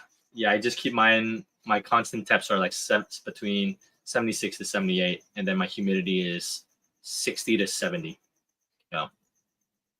And it seems to be doing well. So yes, thank you, Ramirez. You answered the questions about being paired year round. Okay. Vega asks, what are the most interesting morph combos to look into this year? Sables, as always. I think, there's probably some new Axanthic combos, Axanthic sable, Axanthic caps and fraps. Yeah, I mean, everything's interesting. I feel like right now, like on the Palm Street stuff and whatever, it's kind of taught me like, if you can make a good example of anything, it's in demand.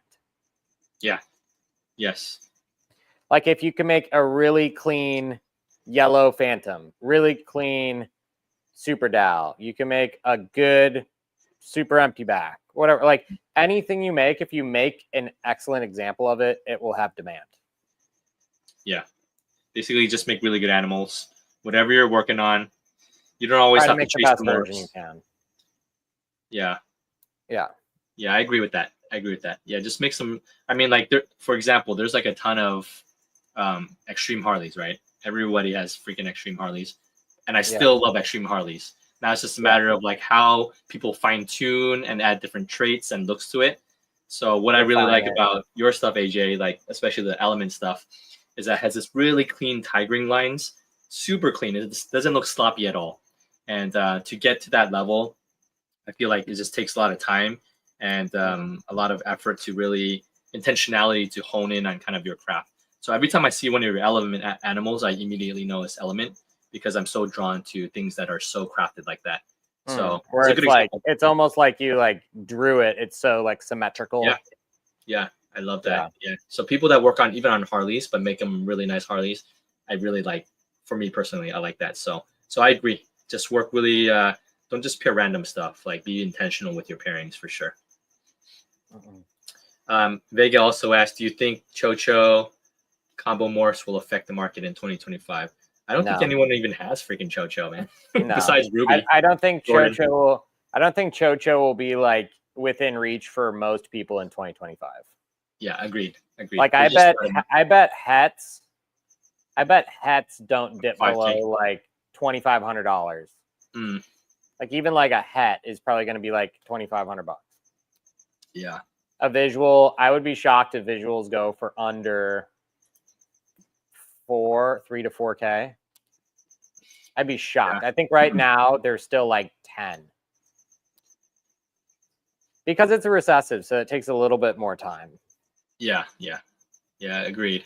A little bit slower fall than, say, like an incomplete dominant, like a cap or a sable or a, one of those. So.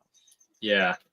So Vega, if you want to get in before everybody, throw down that 10K to get a Cho, you'll be. But yeah, no, it's not going to affect.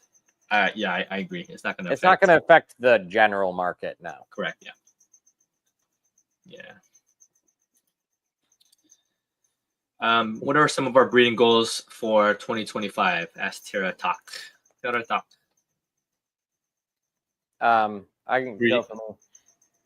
I think for me, it's doing what I just said in my last advice, which is in all these different projects here, because the way that I'm kind of approaching my collection is like I can't breed everything, right? I can't breed every morph. Yeah. But all of the ones that I like, I have a note on my phone that probably has like 20 things on it, like 20, like my main bullet points, right? I want to be able to do those well where I'm proud of the offspring that are coming out. Yeah. And when I bring those to market, other people are excited to buy those because it's like, oh man, like last night I sold a red Phantom Cappuccino that was spotless, great head structure, clean, no tiger. I'm like, I literally thought to myself, I'm like, I don't think I've ever seen one of these before. Yeah. Like, that's cool. And it wasn't a super expensive animal, but it was just like, oh, this will be like a useful animal to somebody because you can't go buy one. Like, I want to make stuff where it's like helpful to people because that doesn't exist. And it's got all those like little things stacked into it, structure, like clean pattern, body structure, all those different like things that are not just, is it a cap? Is it just a cap? Right. Is it a sable? But is it any of those things that also checks all those other boxes? Kind of like all those like gold standard Gecko Club boxes, right? Yeah. That's kind of what I want to do. Like, so like across the Dalmatians, the red spot Dalmatians, the red and black, red with ink spot, the yellow, the orange, all these Dalmatians. I want to do that with the head structure, with the body structure, with the body color, the base color dialed, like do all of those things, but dial the details, Yeah. That's what I want to do. That's my goal. Yeah. My goal is developing good animals like everybody else's goal. It's a very generic goal, but it's also to produce more geckos than I've ever produced. Not just to produce animals, but to see if within my space that I have, like how can I maximize my space? How can I make sure the flow of husbandry and care is like on top of everything, so I can grow like hundreds of animals from hatchling to subadults or whatever, to sellable size. So basically, I'm just trying to learn the systems on a larger scale. So this is going to be my biggest year, this upcoming year. So I'm kind of looking forward to kind of just the aspect of breeding and getting better at that.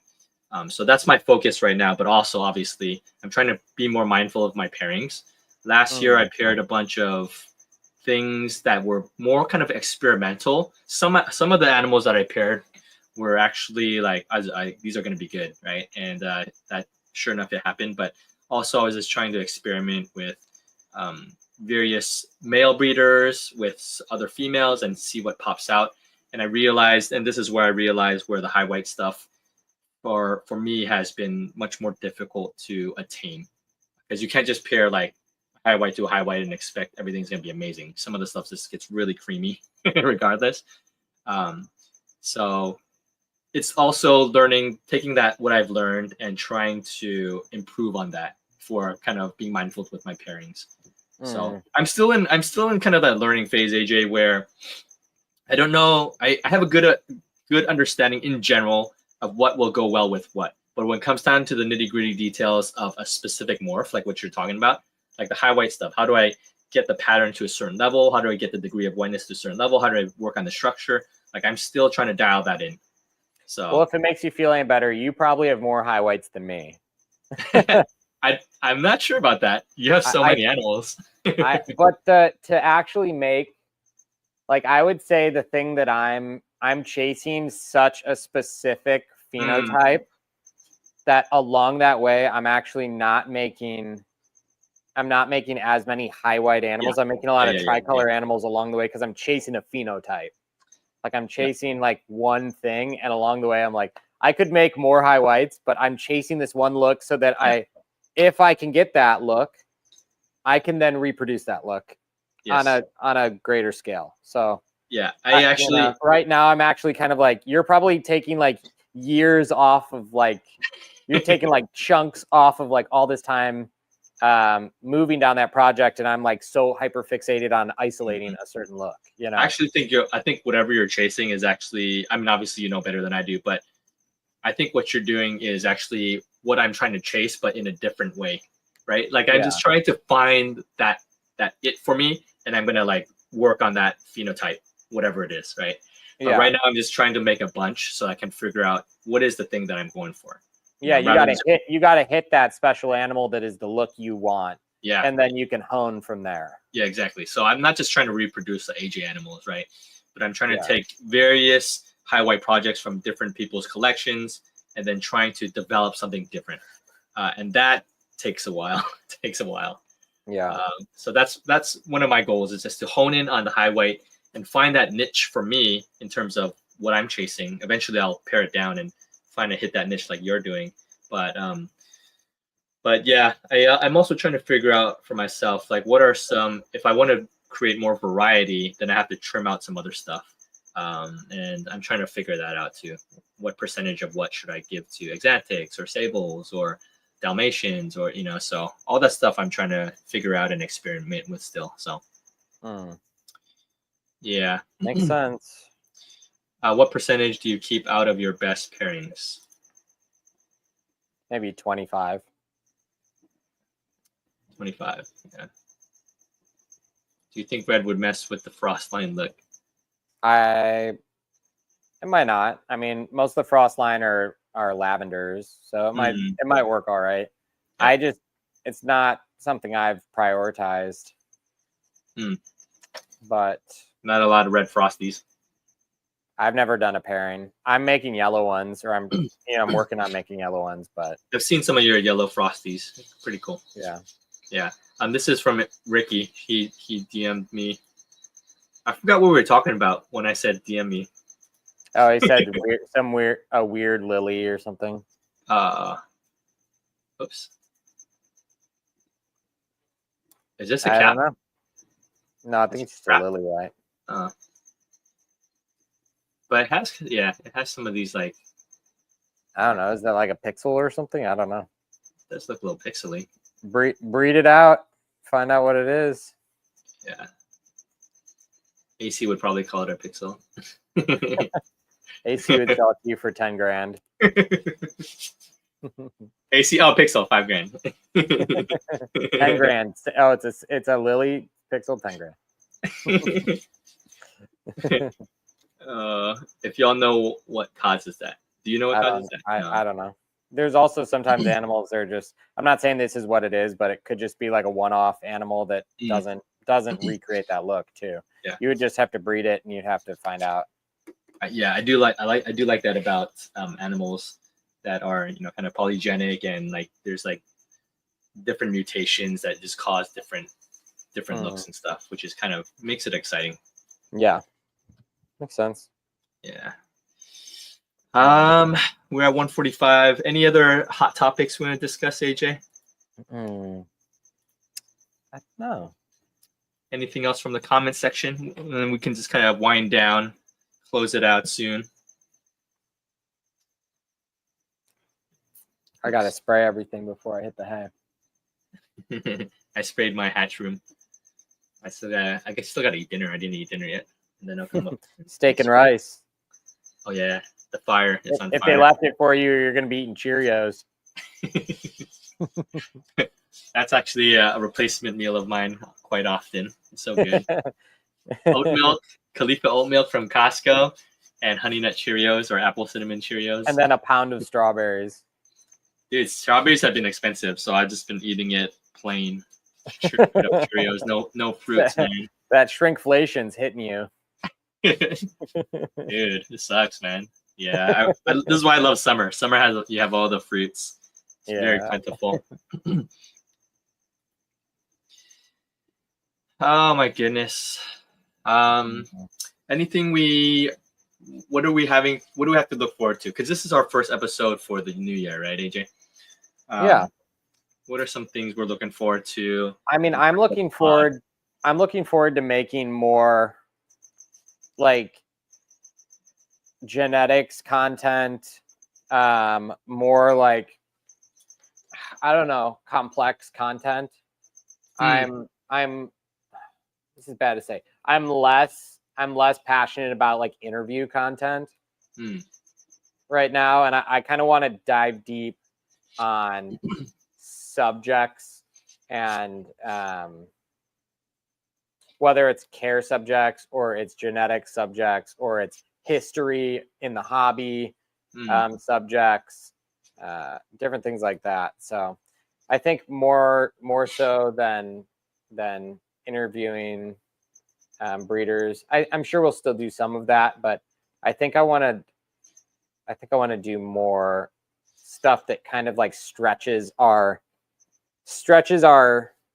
brains a little bit more. You know, I think that would be helpful for us and maybe helpful for everybody else. Yeah, a little bit more educational content when it comes to some topics that we might not think of right off the bat, right?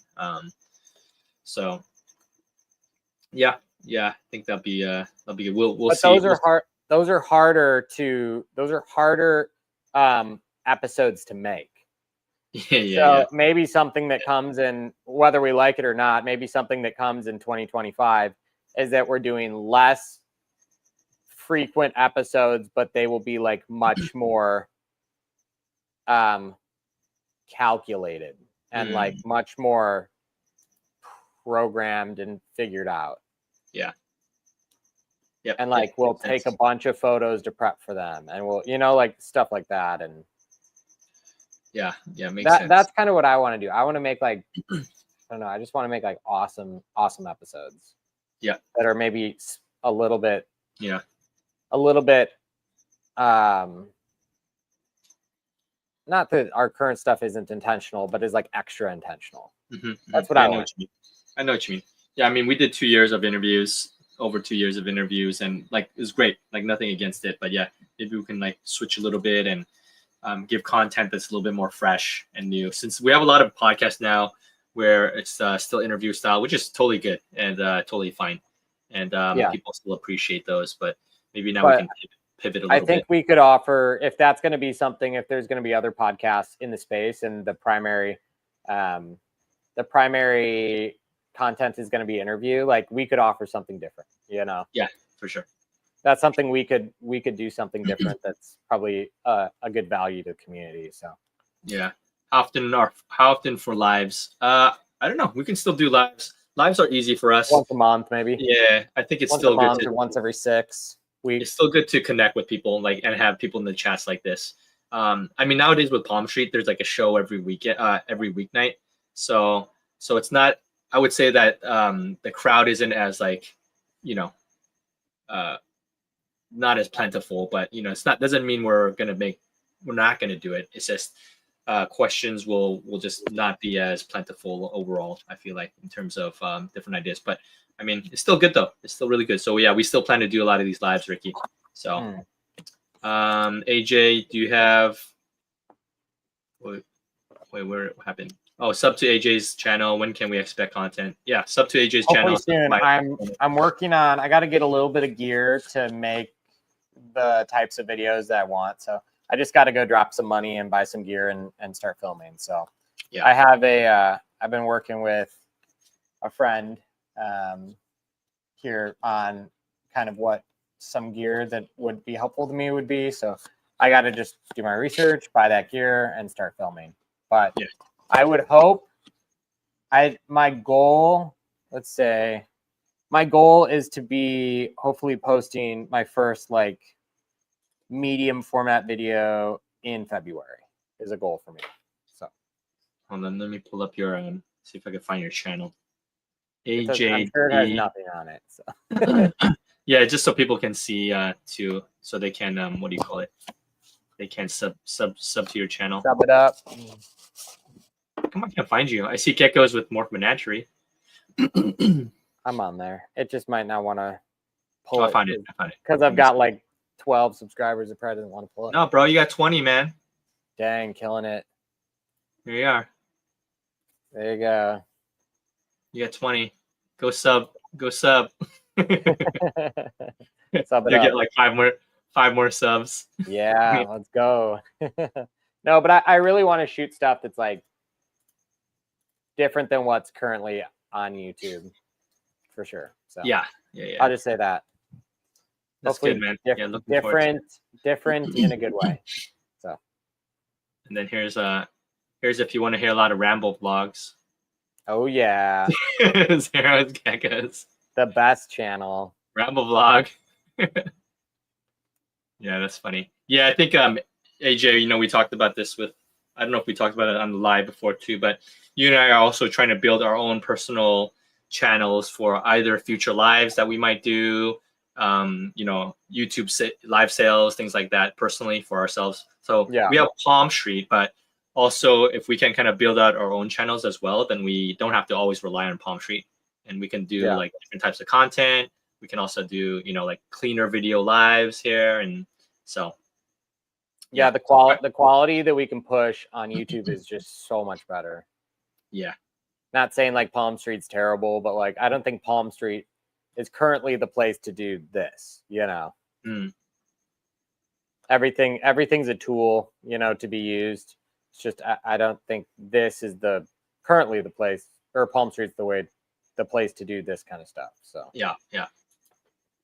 Generational geckos, we already talked about it. I mean, a little bit. Go back to the beginning of this live after we end, and then yeah, we talked about Tangerine a little bit. So, Alex, can we talk about safety precautions like inkbirds, thermostats, etc., that you employ to ensure your collection safety? Have a lot of Govee sensors so that it alerts you on your phone anytime it hits a certain. Yeah, like I have high and low parameters. So like, oh, my room dips below 70 or gets above 80. Yeah. Like I'll get push notifications to my phone. Yeah. I also have everything in this room is smart. The fans, the lights. Me too. The misting, the HVAC in here. Everything's smart. And then if you're going to be using like oil-based, or if you're going to be using any sort of like a space heater, like Alex is saying here, those Inkbirds are awesome. I don't have one in the room I'm in right now. But it's basically a little 1500 watt. Why am I blanking on the word? Thermostat. Yeah. That you can plug a oil-based space heater into and heat a room really effectively, but safely, where it has good manual. It's an analog machine running into a digital controller that has safety features and shutoffs. It's like a herpstat, but much cheaper. Yeah. And it's got a probe on it, so you can set like parameters for when it cuts on and off, and so that's really good. I'm all about it. It's cheap insurance. Yeah, so. Govee. Just get a lot of Govee sensors and thermometers and tag it to your phone, and so you see. So yeah, I have all that too. Like I have everything automated, the lights, the humidifiers, and I also a fail safe for me is also I'm constantly checking my Ring camera in my rooms, which points to the Govee thermometers, because sometimes the sensors don't hit my phone right away. But you know, I'll check, and I have, you know, obviously like fire. So the camera you're looking at a little screen that has it's a screen of the thermometer, so it's reading in real time, because you know the Govee sometimes doesn't pick up right away. Yeah. So yeah, my Ring camera points at thermometers, so I can see it once I click it on my phone, So yeah. You wanna do this this Amy question? Yeah. Will you guys be updating availability on your sites, or are you focusing on auctions for now? What about you, AJ? Yes, that is my goal. It's my goal. Basically, the thing that if I had everything my way, I would run Palm. I do YouTube lives like maybe once a month. Then the third thing I will do is my website, and then the fourth thing I would do would be morphmarket. These days, I haven't really been making it past YouTube onto my website, just because stuff has been selling out by that point. But if it ever gets to the point where I'm like, where I have excess stuff, it will land on the website. And then if I even have more excess stuff, it'll land on morphmarket. That makes sense. Is morphmarket your last priority? Currently, yes. Okay. Not saying that's for everybody, but yeah. Some people do really well on morphmarket. I just don't have. I haven't built my platform on there super heavily. Same. I've had good and bad experiences with it. So yeah, it's just not my number one priority. I think it's a good platform. I think especially if you don't have people already kind of looking to you for your availability and you're trying to get your name out, morphmarket's great because it puts your animals in front of people that don't know you. Yeah. Which is awesome. I'm fortunate right now where the demand is pretty strong for especially the high end stuff. So I haven't had to get to morphmarket yet. Yeah. So. Yeah. I think ideally, very similarly, you hit website, you do morphmarket, you have YouTube, basically everything, right? For me, I'm like highly focused on Palm Street, and it's been working well for me. I built that up, and I feel like AJ, like we it's almost impossible to build out everything yourself, right? If you do YouTube all the way, Palm Street all the way, morphmarket all the way, your website all the way, I feel like it's possible, but then it's so time consuming. You just have to choose maybe like two things to do really well. So my two things are Instagram. Well, three things now: Instagram, Palm Street, and my YouTube. I'm trying to build out. So those are the three things. Morphmarket itself is fallen by the wayside, and then my website, I would like to populate it more. I put a couple of test animals on there, I'm trying to be better at put up maybe for my website I would put maybe some of the nicer stuff, and maybe that's one way to do it. I don't know, AJ. How do you know what to put on your website? Is it random? Might sound really bad, but I try to put the most expensive stuff on my website. Okay. Yeah. I think because that's the stuff that maybe like if it's something that's really expensive, it's probably not going to sell like really expensive, like the top 1%, top 2%. That's the stuff that doesn't sell. Like say you put it up on camera on the live stream for 1 minute. That's not like people have to mull that stuff over. They have to think about it. They want to look at the parent pictures. They want to really think it through. I think that's the stuff that should land on a morphmarket or on the website. And then the animals that are more like the like next chunk down, I think for me is like I love it on YouTube, and then kind of the next chunk down from that, not necessarily from quality, just from price point, because you could have like a great a great Phantom Lily White, but even like an amazing Phantom Lily White right now is like $400. Yeah. And so that might still land on Palm Street, even though it's like a top example of that thing, So for me, it's more based on price point. Yeah, that makes sense. Yeah, and also, if you put high-end animals, expensive animals on Palm Street, also, the seller has to pay taxes to Palm Street on it. The fees get cut from us in terms of, if you're spending $5,000, you lose a huge chunk of that to fees. And so I think there's that factor as well. So yeah, high-end stuff on your website makes sense, Yeah, and I think too, I'm sure you would say this as well, Harry. Like, if you're gonna put the time into building something, other than Palm, Palm is this weird example right now where it's like it's very trendy and people are like using it pretty heavily. Other than that, though, I would always prefer to put my effort and time into building something that I own. Yeah, you're right.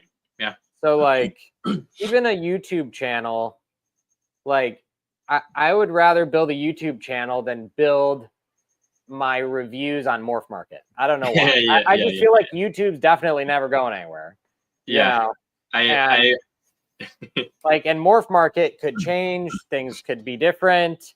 I just, or same with your website. I would rather build my website to the point where like, man, that is just like booming and strong and like it's it's always got 20 animals available on it and all the breeders are up to date and everything's done.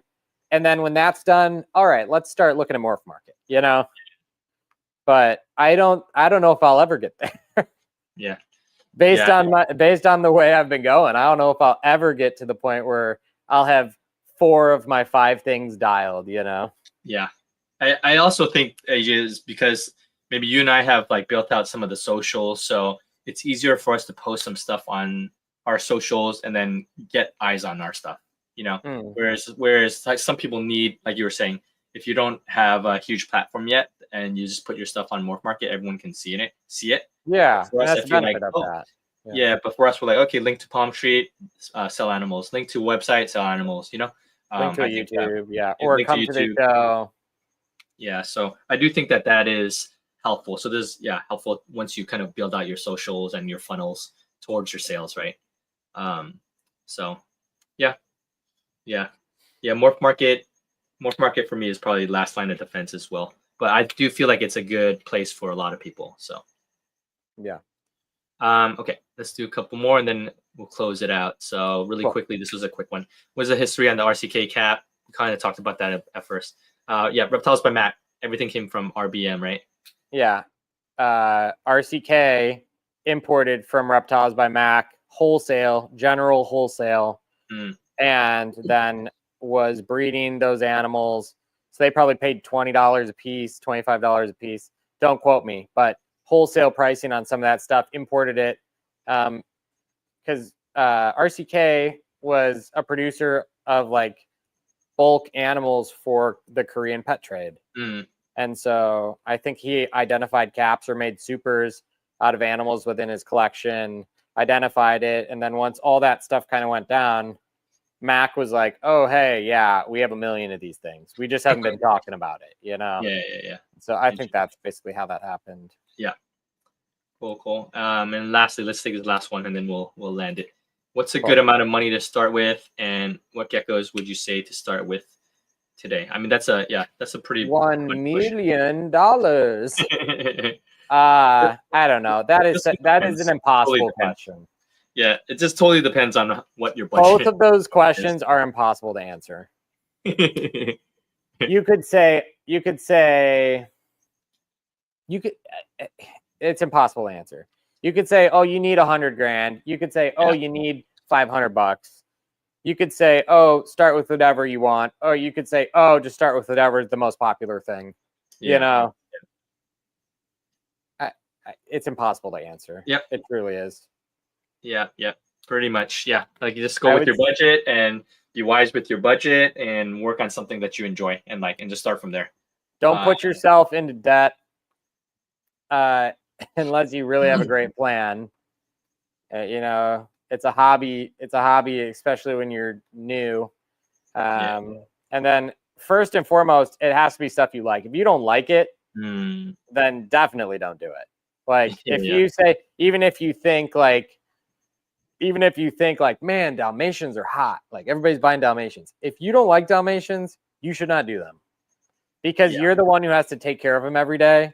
And if you're not excited to see them, then you're not going to have any fun. So you're going to make a lot of low tier Dalmatians that you really don't like. So along the way, yeah, for sure. yes. So you have to work on stuff you enjoy, you like, that you can really really appreciate the each and every trait of that morph. So Yeah. just do what you like, Vincent, and work within your budget. Don't take out a loan to to buy animals. Don't Yeah, I definitely would not do that. Sorry, I'm turning yeah. my fans off in here. Cool. We're good. 205. I'm good, yeah. Yeah. I'm Yeah. good, yeah. The guy from WI, Wisconsin. Is that Wisconsin? WI? Yeah. Pair you're most excited about. I think we kind of talked a little bit about these things. What are some 2025 pairings? Things you're most excited about. One pairing. What is one pairing? We'll just end with that. We'll end with that. Oh, what's up, Aiden? McKee. Not too exotic. What is one pairing? It's hard. I'm trying to think.